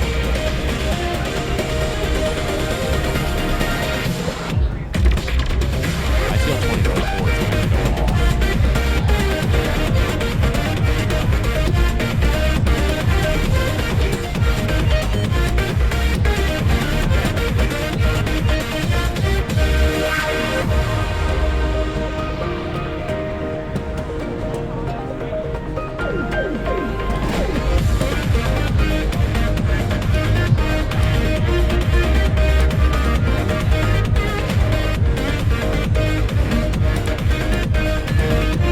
If you're just tuning in, this is Rumble in the Prairie 14.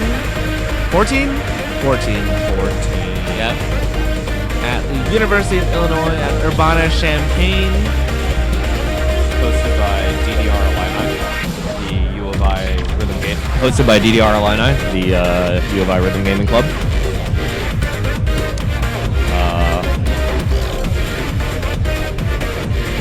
Yeah. 14 years. 15 years. I don't know. COVID time skip, all that. Plus the half events. There's a lot of history in this event. I don't know if I'm...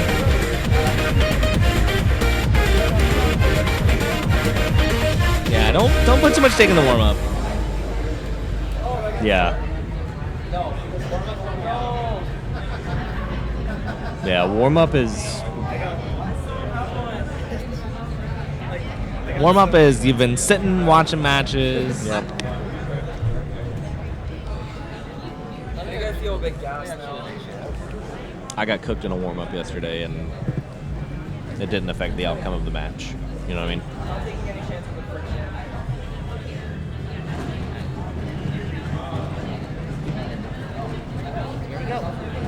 Aw, man. Now this is a funny draw. This is a hard draw. I don't know. I should have looked at Chance Groovestone scores.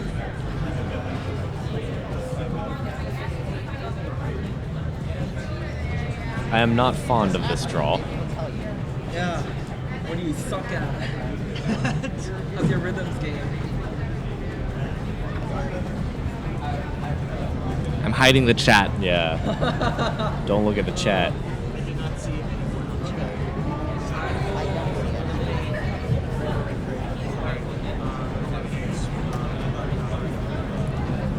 Twitch chat can't save him. No,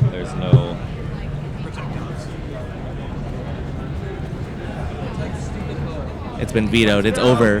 God. Why?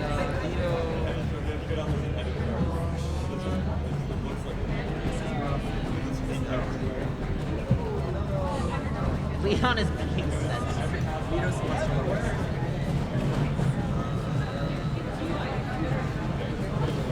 Leon's right, though. He is right. What? We'll talk in a sec. Okay.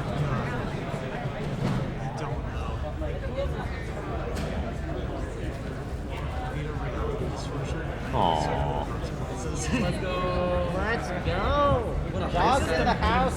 Stupid hoe. Pwn. Why is Look, okay, let me throw down on some story time, okay? I've seen Chance get some pretty favorable draws against some pretty hard matches. And I have seen Chance just throw it away because there was something that was strong for him. He just vetoed. For God knows why.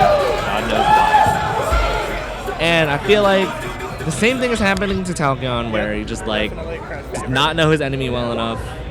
Alright. I'm ready. Leon did the research. Rainbow Wraith Raid is definitely the correct protect against Chance. It's crazy. You'll watch Chance play Kamatech 16s, 4 of them back to back. Yeah. And then play Rainbow Wraith Raid and then just bleed excellence. Really? Yes. Surely he's better at it now, but it's definitely like a notably weak skill set in his toolkit. It's very fast. Yeah, to be frank. And Talkion wrote Rainbow Wraith Raid. Yeah, he knows the chart. So it's like, what's going on here? Yeah, that was unusual.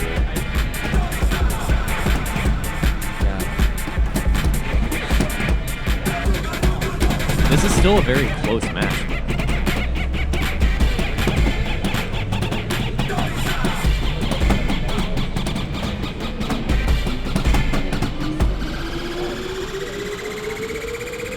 Okay, let's see how this goes into the end. This is 2 24th bursts. First one coming up. Chance holding strong.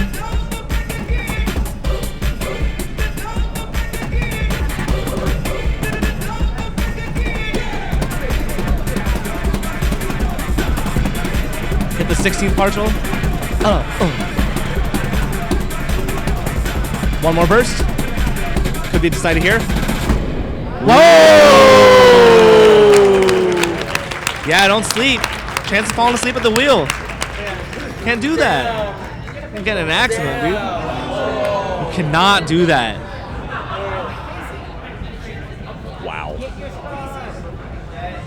Yeah, I would. If there's such a thing as a bad win, that's what that would look like. That's scary. Yeah. Yeah. That's a good way to put it, though. I should take a picture for the start. It's so I mean, it was convincing for a bit, right?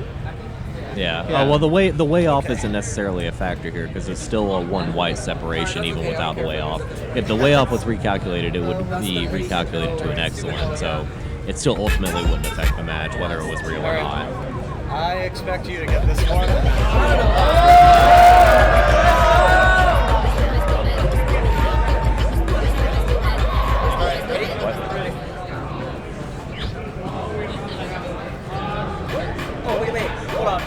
Do you mind if I turn something off? Yeah, go for it. Because I don't like I this think I chart. forgot to turn like the high judgments for the way offs. Oh yeah, okay. I had more story time and I forgot what it was going to be. So like I got one at the very beginning of Ops because I stepped wrong and then like I was like, I'll say after. oh wait, I have it. What? Okay. I just psyched myself out. All right, this chart is funny. I think if you do everything correctly, it's actually very easy to time. Like this is not a rhythmically complex chart. This is just like a knowledge check chart, but it's very repetitive. So if you know the trick, it's not much really going on. Remembering to do everything is the hard part. there's a funny robotic section in the middle where you just play a down arrow foot switch. And you just have to have good internal timing because the arrows will zoom up. Yeah. But it's also you're having to hold like racket taps or something. That's a little silly. But you can jack it.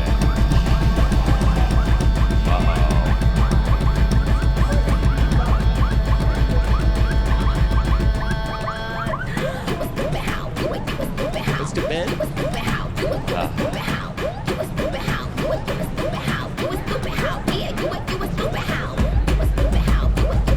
Honestly, super tight. Yeah, I think it's possible to cheat the start and double step things, but you'd have to work quite hard, and then you're also playing mind avoidance. So like you have to really internalize what you're doing. Yeah. Choose your battle. Oh, straight mind from Tack. Uh-oh, but then a miss traded back from Chance. But he looks very confused by that. And another one. I think that pad was Yeah, these are definitely probably not Chance. I do hope he arbitrates.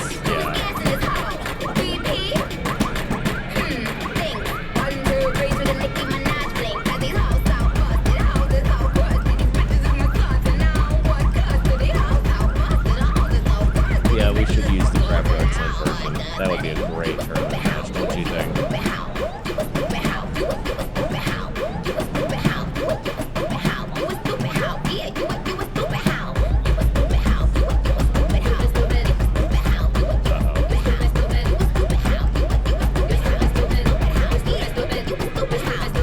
I don't know. I'd be more likely to arbitrate the pad. What? I'd be more likely to arbitrate the pad. I'm not. Yeah, I would call for a pad arbitration there. Chance is immediately going to the grab. Both downward. It's a down arrow. Same arrow that Viva Lamu was struggling with. Yeah. That was super close after the first drop, and I was like, I have to win. So those would still be recalculated though, or would we toss the match or what? I'm not a TO. Oh, yeah, you're not a TO. Beats me. Yeah. Pretty crazy mod start coming up. Interesting choice for the pack.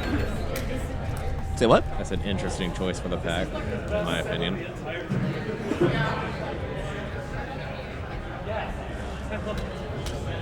Yeah, I think the idea is that in that last song that Tack probably still would have taken it anyways. Yes. But it's definitely important to know that, like, if you feel like a pad issue wasn't your fault, it's definitely worth taking a look at. Yeah, because it might have an effect later where, you know, like, hey, this one's been weird all the time.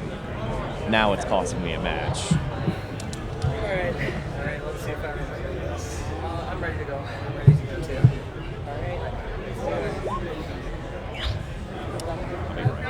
Somebody takes my spot, it's okay. Here we go, song 3.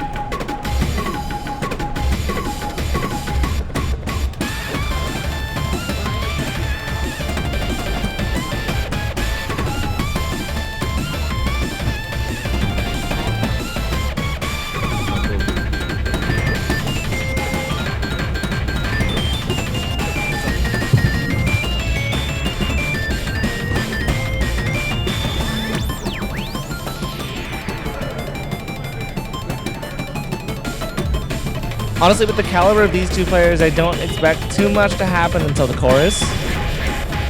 Oh, straight? You know, that layoff was... Or the descent was related to the down arrow.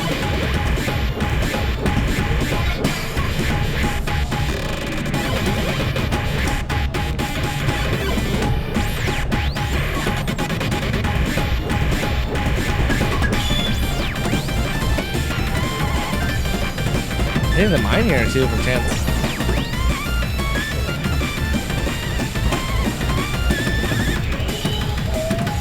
Slow down here.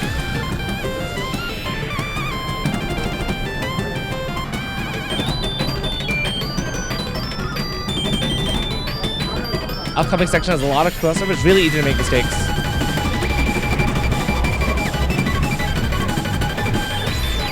Oh, this is sick.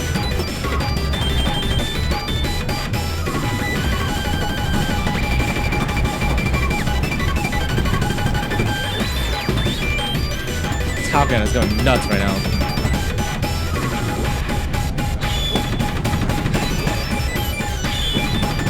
This is such a showing. What in the world?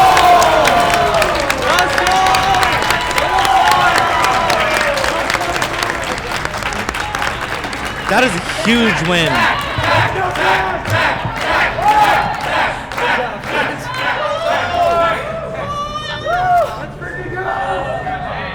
Dude, there are just like some runs of songs where you look over to the other screen and you know that there's just nothing that you could have done about that. There's not like... Whenever you get a score that's just like a little bit off, there's sometimes you just remember that one moment or that one pattern that cost you the round. But this is just like... There's no moment in this. Yeah, I'm gonna just wait till the next. Oh yeah, what's the next cycle? Yeah. I didn't want to get into no contest. Who's your partner for this? Sorry. Oh, sick. Also, I haven't said hi to you, so Hey, hi what's up, again. man? Good to see you. Yeah, I think that's the last thing I'll say. I'll probably jump off then to you guys on, but I've been asked a lot from people who don't play dance games, like if this is like a one-on-one. It's like head-to-head kind of, right? Like, but ultimately it's an individual thing. Like you're playing on separate pads. The gameplay on your side doesn't impact the gameplay on the other side. So what makes this so competitive? And like I feel like the one chance you get for player choice is in the card draw. Partially it's RNG, but like you can dramatically swing the outcome of a match based on what you decide to veto and what you choose to protect. And that's where player choice comes in. It's not just what are you strong at, but it's also having done your research on who you're playing against, knowing what their skill sets are, and making sure that they don't get an opportunity to play the stuff that they're good at. You have to make this match as easy as possible for you. Yeah, it's just like, it just sucks that like to see people train and play really well and play hot, and then they lose at the card draw before they even step on the pad. That just sucks.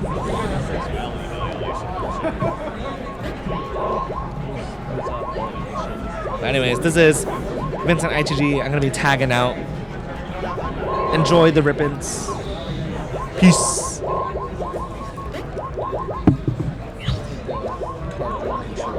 you pass me that water bottle, please? This one? Thank you.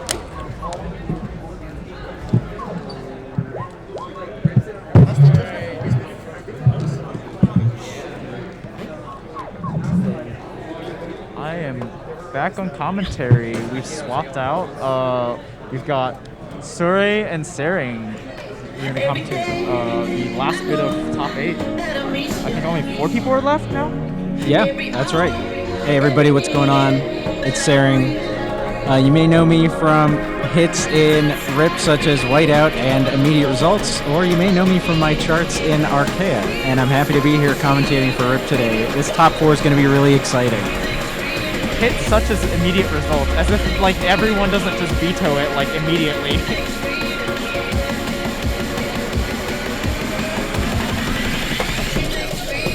We got 2 legends up, not even grand finals yet, but this is what people want to see right now. This is the content. Steven versus Ranker. I think a lot of people are seeing this coming as like the grand finals, I believe. This is winner's semis, right?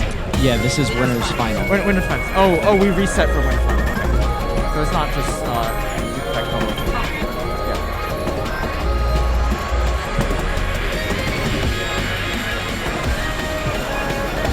we've reset the chart pool, so like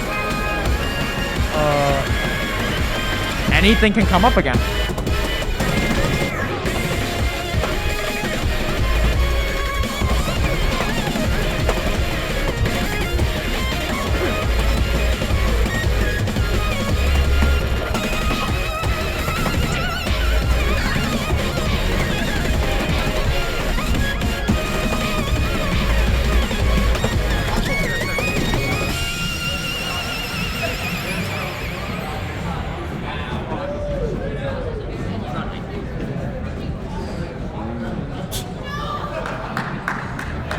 Oh, it's not gonna show on there. That's fine.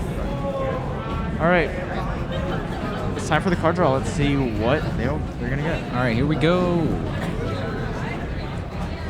Fortunately, stream layout can't show all 9 at once.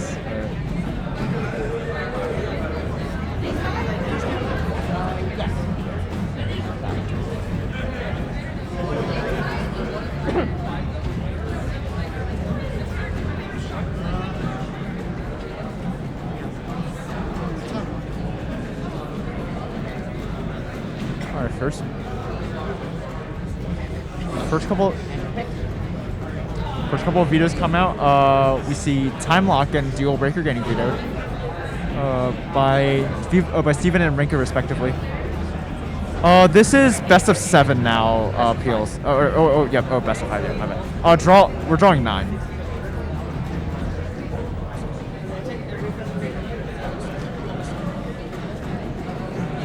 Rinker protects Framework.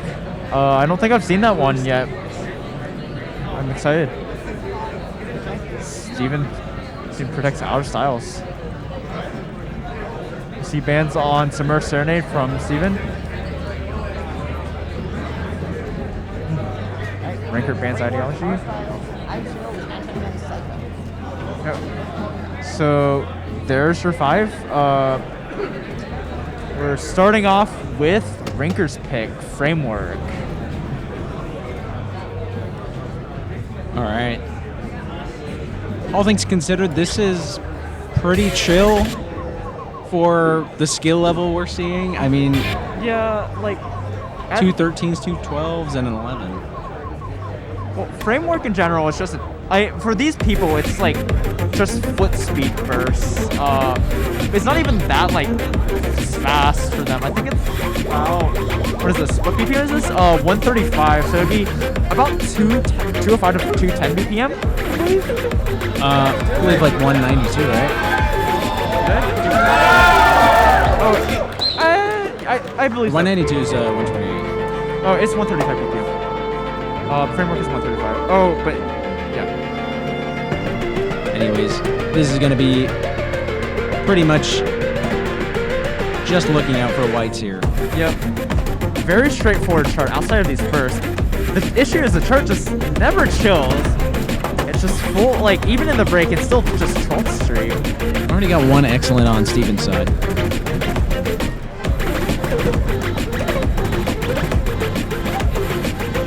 Steven picking up some whites and another excellent. Rinker's staying clean with that low white count. No excellent yet. Picking up an excellent though. Very expected for Rinker's pick.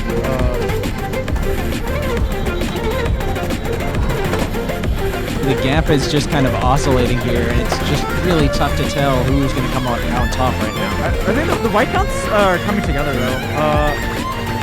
We've only seen a difference of 2x between Rinker and Diva Lumis, so I think it could swing after this 12th stream break. They have to be extra careful to not leak any bad judgments here because they can't guarantee that their opponent will make the same mistake. Yeah, it should be all blues here.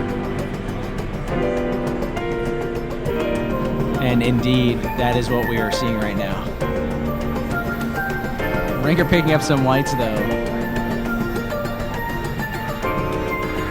I think it is basically neck and neck. Like, okay, yeah, white counts got tied for a second. Oh, It is so close. We get into some longer 24 bursts and Blitzwitch is getting introduced to. Steven pulling ahead on whites, but it's just one white away between the both of them. Rinker picking up some more. This could go either way. It's going to be so close. Score is flickering as we get to the end of the song. Who's going to take it?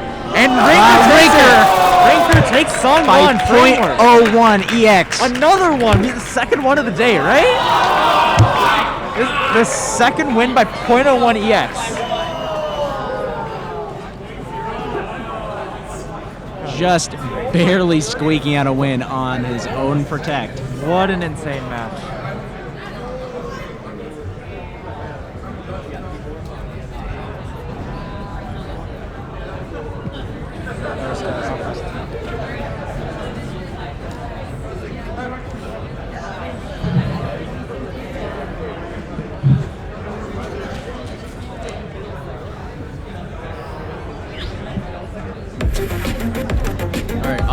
course, we've got our styles.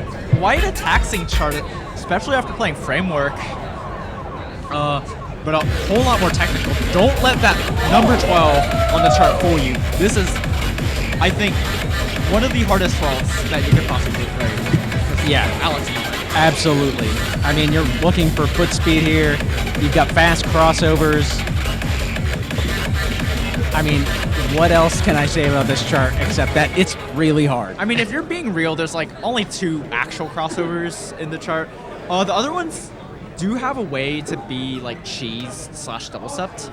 You can cheese them, but obviously with cheesing, you do have to be mindful about what you're doing. And if you're going to commit to that, you should be consistent. That is more of a chart knowledge thing at that point, and just remembering how to execute it. But hey, if you're at this level, I expect that. I think we saw this earlier too. I'm not sure if Steven was the one playing this. I may have forgotten. Yeah, I think that was Sudsy. Oh, okay. Sudsy was one of the early matches. Rinker picking up some early whites in the intro. Yeah, Steven keeping that intro clean. We got the first drop. See the first set of crossovers and bursts. Now, these 30 seconds are nasty. I mean, just doesn't really doesn't matter how good you are. It's so easy to trip these up. Both players elected to do the triple step in that section there.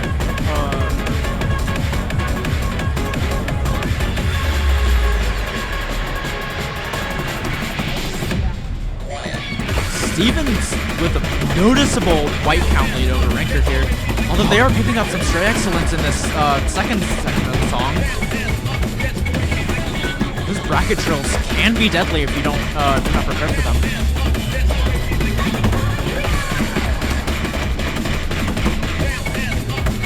It's really easy to get tripped up when you see more than one note in one column.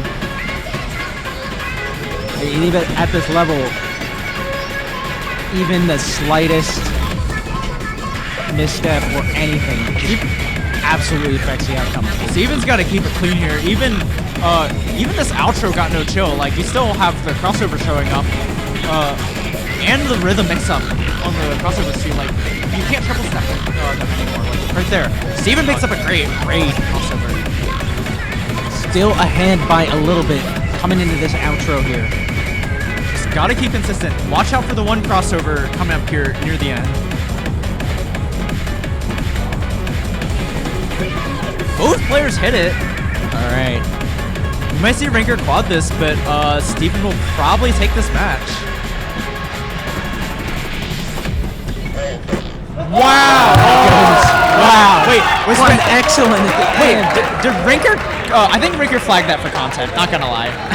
That was like that was the earliest excellent of my life. That might have been content. That's. They're trying to steal stars from Casey.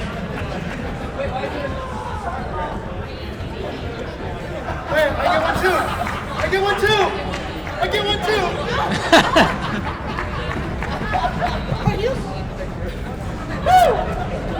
That is a double star, double U-tried star from both of them actually. So we all know Rinker did that just to get the star.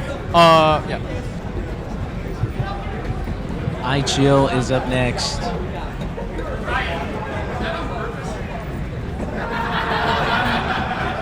iChill, the most chill song in this card draw.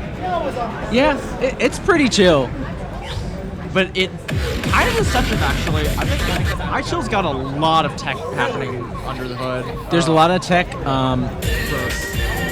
In my opinion, I think a lot of it is extremely cheesable. A lot of the crossovers you can play is bracket taps, and if you know what you're doing with bursts, they're not incredibly complex. So they are awkward moving bursts that start on they don't start on the downbeat. They start on the 16th after, I believe. Most of them do, at least in the second half. Yes. So it is quite tricky to time. We're not actually coming. Money score is overrated, anyways.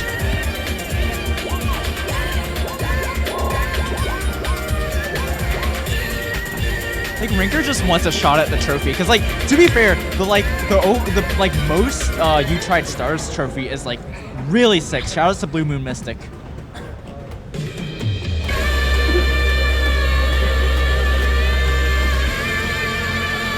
And in this chart, there is a lot of downtime in those breaks. We all know that the breaks are the hardest part of the chart. Oh, for sure. Like even with the 12th rhythms that showed up, very irregular.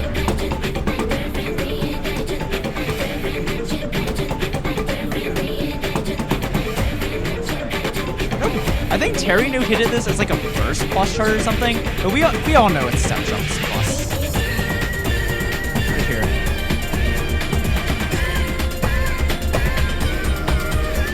Steven's starting out with a 5 white lead over Rinker here.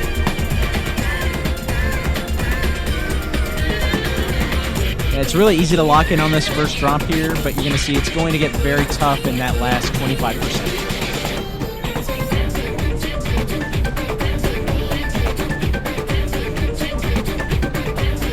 Players, opting to do the bracket taps. Yeah, unsurprisingly, just not doing the crossovers there. All right, coming into the break here. Only a 2 white lead now. Rinker's closed the gap a bit. But these bursts are going to decide the match. Both players gotta not leak any on these break. Unfortunately, one white. Another one. At this level, every single white matters, especially for a chart at this difficulty. This is so close. This is gonna come down to single-digit whites at the end. Rinker takes the lead, 2 whites ahead, 3 whites. Oh, Steven's gotta keep clean. Hope Rinker makes a mistake. If Rinker picks up an excellent. This ending for. Oh! Wow! Rinker by 1 white. 1 white. Rinker takes that 2-1. This is so cutthroat. Absolutely insane. Double quad. This is the second insanely close match we've had in this very set. Honestly, I don't know what to expect anymore. This could go to any one of these players. Both super talented, but Rinker has been winning Rip so many years for a row. Is it time for Steven to maybe take that crown back? Sorry, you went over to Steven's place. No, he's cracked. Yeah, he's really you've seen he's been on the grind. Oh, for sure.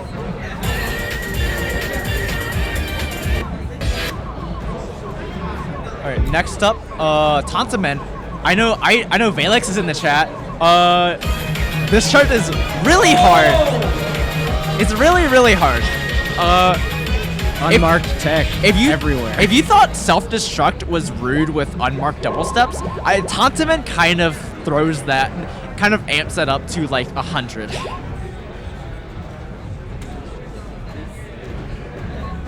Can this chart die already? Yeah, I'll second that. Yeah, I wasn't the one who picked this. Wait, what? This was in Storm, wasn't it? I'm unsure.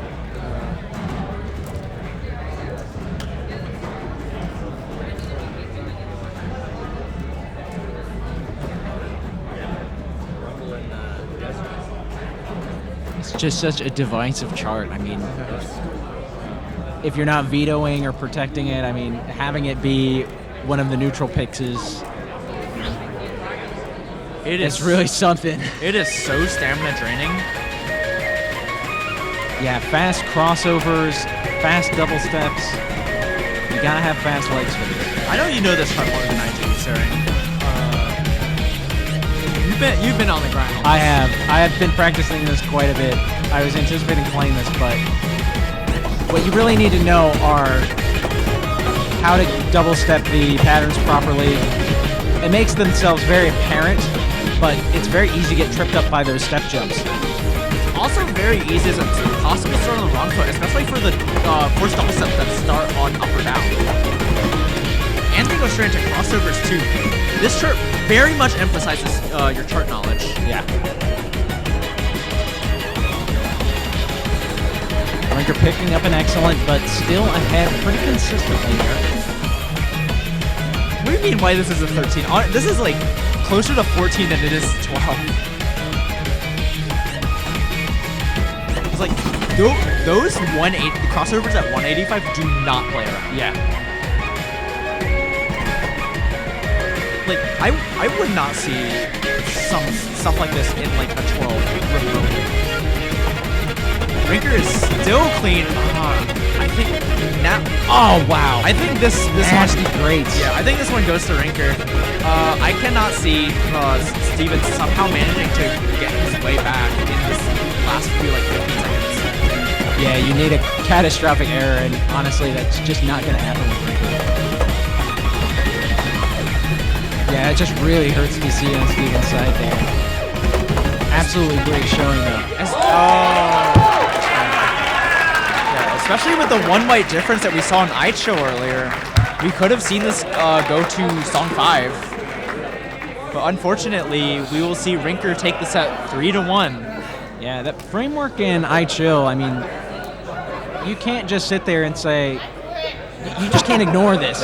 Steven is a great player, and if he comes back for grand finals, then this draw, another draw could really decide what is going to happen here. He's only getting knocked down to losers. Like, he could totally come back and rematch Rinker. Absolutely. I can totally see it. And I think we might even have time for a bracket reset.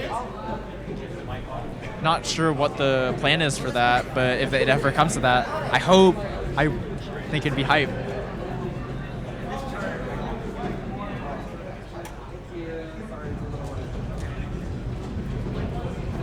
Next up, we're going to be going to losers semifinal, which is Tak versus Tony.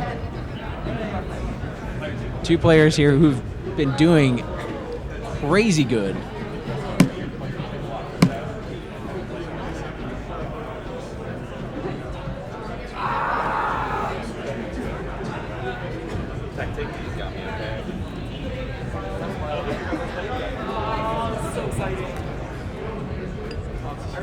This is the besties match.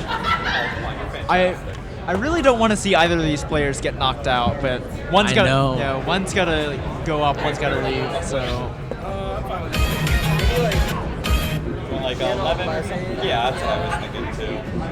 You have Tak, very strong at crossover-y stuff, twisty stuff, and anything like that. I'm sure Tak will try to find a way to beat Tony on it. Tony over here, on the other hand, very strong at high tech dense stuff.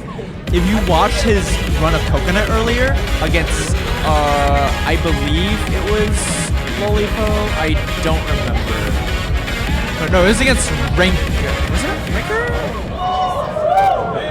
Which match? Oh, what's up? The match where Tony was playing Coconut earlier.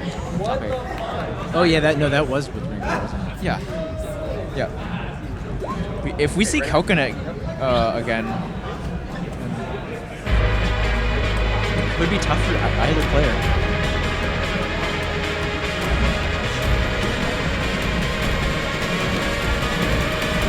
Tony taking his shirt off. All right. You know he's getting serious.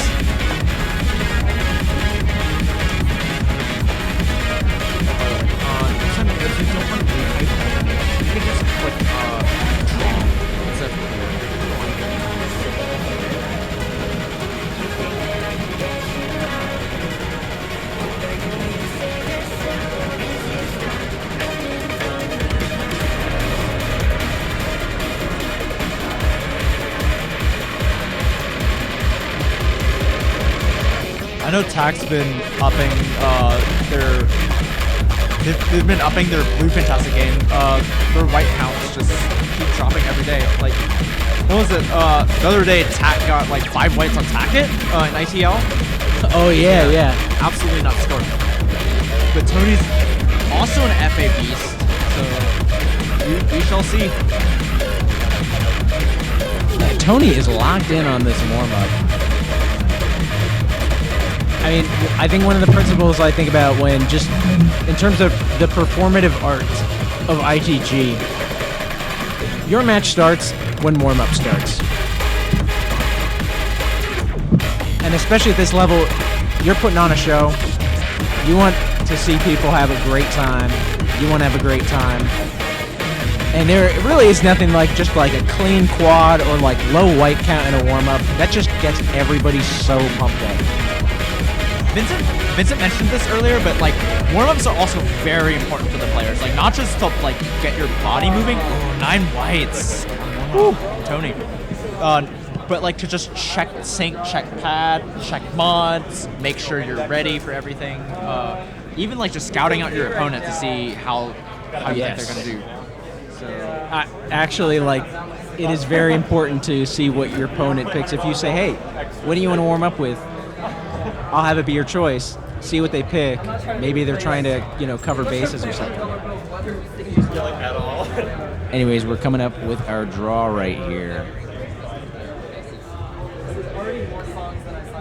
Oh, we got Coconut in a draw again. Oh, are we gonna see Tony protect it? Maybe? Yeah, dude, they're so good. The other songs that are cut off are Elevator and Rebellion.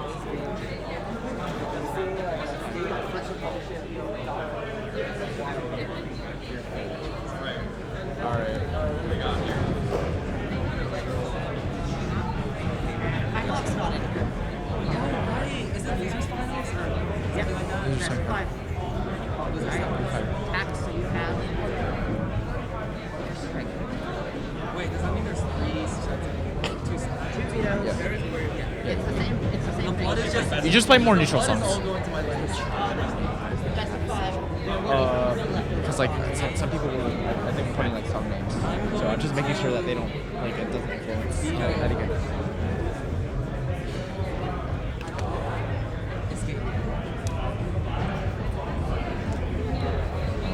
We see Escape getting vetoed right off the bat. Ghost Train Journey. Vetoed by Tony. Have we seen that chart being played at all, like the past 2 rips? Last rip, I believe. Oh. Did see it last rip. Yeah. There is Elevator from tier 10.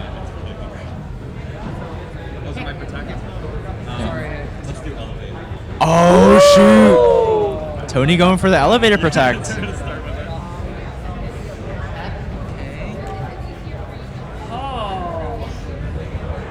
What do I do? I'm protecting. Elevator is really hard. I do agree, Valex. Impossible chart. What the hell do I pick against Tony?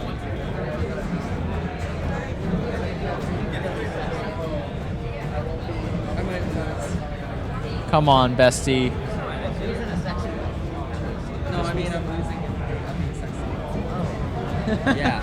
Be sexy. Yes. Exactly. Be sexy. I protect. Let's go! Shamshir protect!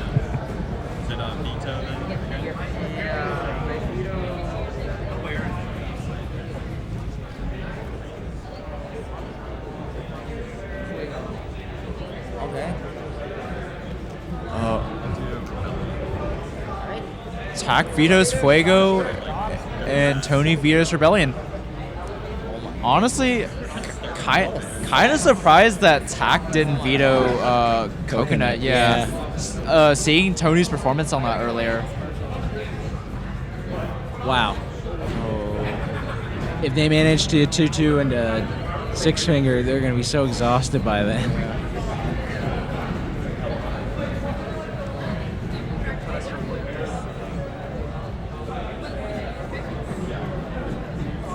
Right off the bat, why?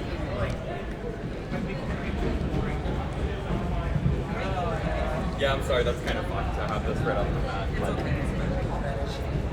we'll do it. We play this game Tack. That is true. I wish I were here right now. Is it in 9? Elevator? 10. That would be fucked for everything. God, yeah, that would be pretty.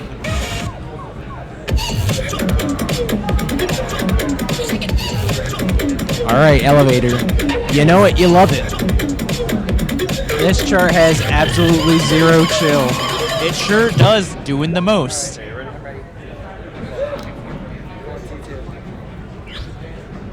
Although this is Tony's Protect, I am very interested to see how Tak handles these crossovers because he's a beast.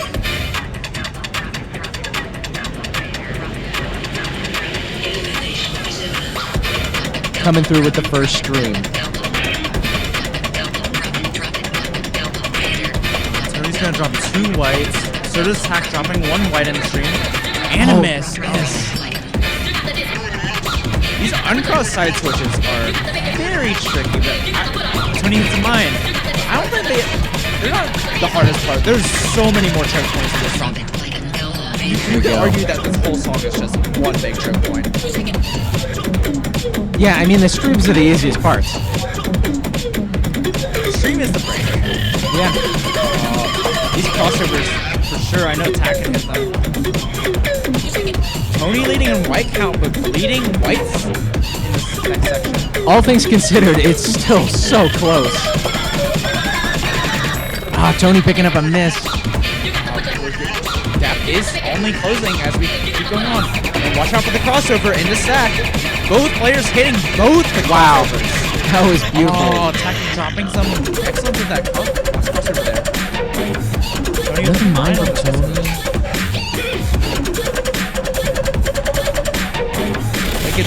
Both players just trading mistakes back and forth. Oh my god.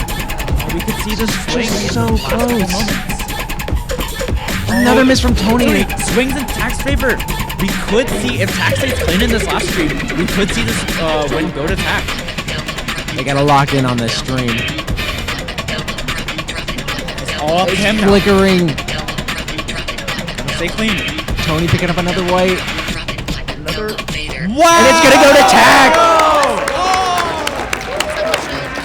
Locked in. Hello, Casey. I had a feeling that it could go to Tak, and it did. I didn't want to say anything, but here we are. Yeah. Couple mistakes at the end cost Tony the win there. We're gonna. The will to win is ridiculous. Maybe's got it right. Or not, maybe. Fnatic definitely has it right. Yeah, ultimately, Tak's form takes this this song here, and that just proves to you that like Tak's form with crossovers is just unparalleled. What's our second? Oh my god, I swear. Yeah, no, the skating has paid off. Demo's right. Stop them for the army. I was stopping. Yeah, me too. Just like it's so easy to pick up garbage and I was like, no. Yep. And I was like, Coming up next, we've got Tak's Protect on Shamshir. Yeah. I think, yeah, this is, looking at the card draw earlier, I was like, this is, I think, one of, like, the only things Tak can pick that can give him, like, the biggest chance against Tony. Yeah, absolutely. It is very crossover focus, in the form of long side switch chains. I'm really interested to see how this draw is going to progress because I feel like the first half here is very Tak oriented. The back half is more Tony oriented. Especially after seeing what he did on Coconut. So Shamshir, side switches. I mean, side switches and 2/24th bursts. That's really all you're looking out for, but those are long side switches. You got to stay focused. You got to stay locked in. There's not much room for error. Less than 600 steps.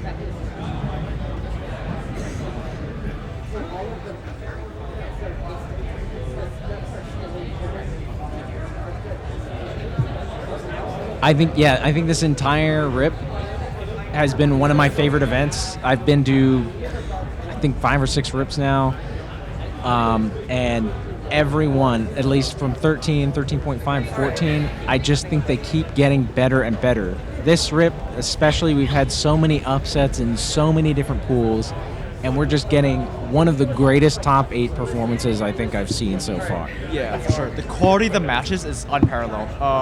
Even the lower pools have some nail biters, for sure. I would totally recommend y'all go back, watch the VODs on all 4 streams, especially if you got friends who you know have been playing in RIP. Yeah, every match has been awesome. Top 8 is spectacular this year. so many close, like down to 1 white or like 0.01% matches. We're seeing underdogs try to beat the Tony kind of loving that burst there. Fast Boy, top 8 is only on this stream.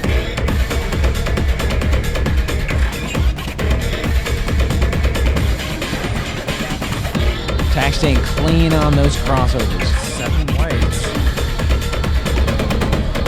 Beautiful execution. Tack does drop another white though, but still leading Tony by 5 whites and 2 excellence. Here's the kick switch part. A little bit of free for spite from all the crossover bits. Coming up on the second burst, is Tony gonna rush it? A little. I think he's rushing like the parts outside, like right after the burst drop. It's really easy to come off that and still just have the. You gotta reorient your like sense of timing. Yeah. Tony picks up a couple more excellence there. This white count is close though. Tax gotta stay clean through the swing. There we go. Wow. And that's gonna be a quad from Tax. 2 whites off and 4 excellence. 22 whites. How many ITL points is that worth? I don't know. Somebody look that up.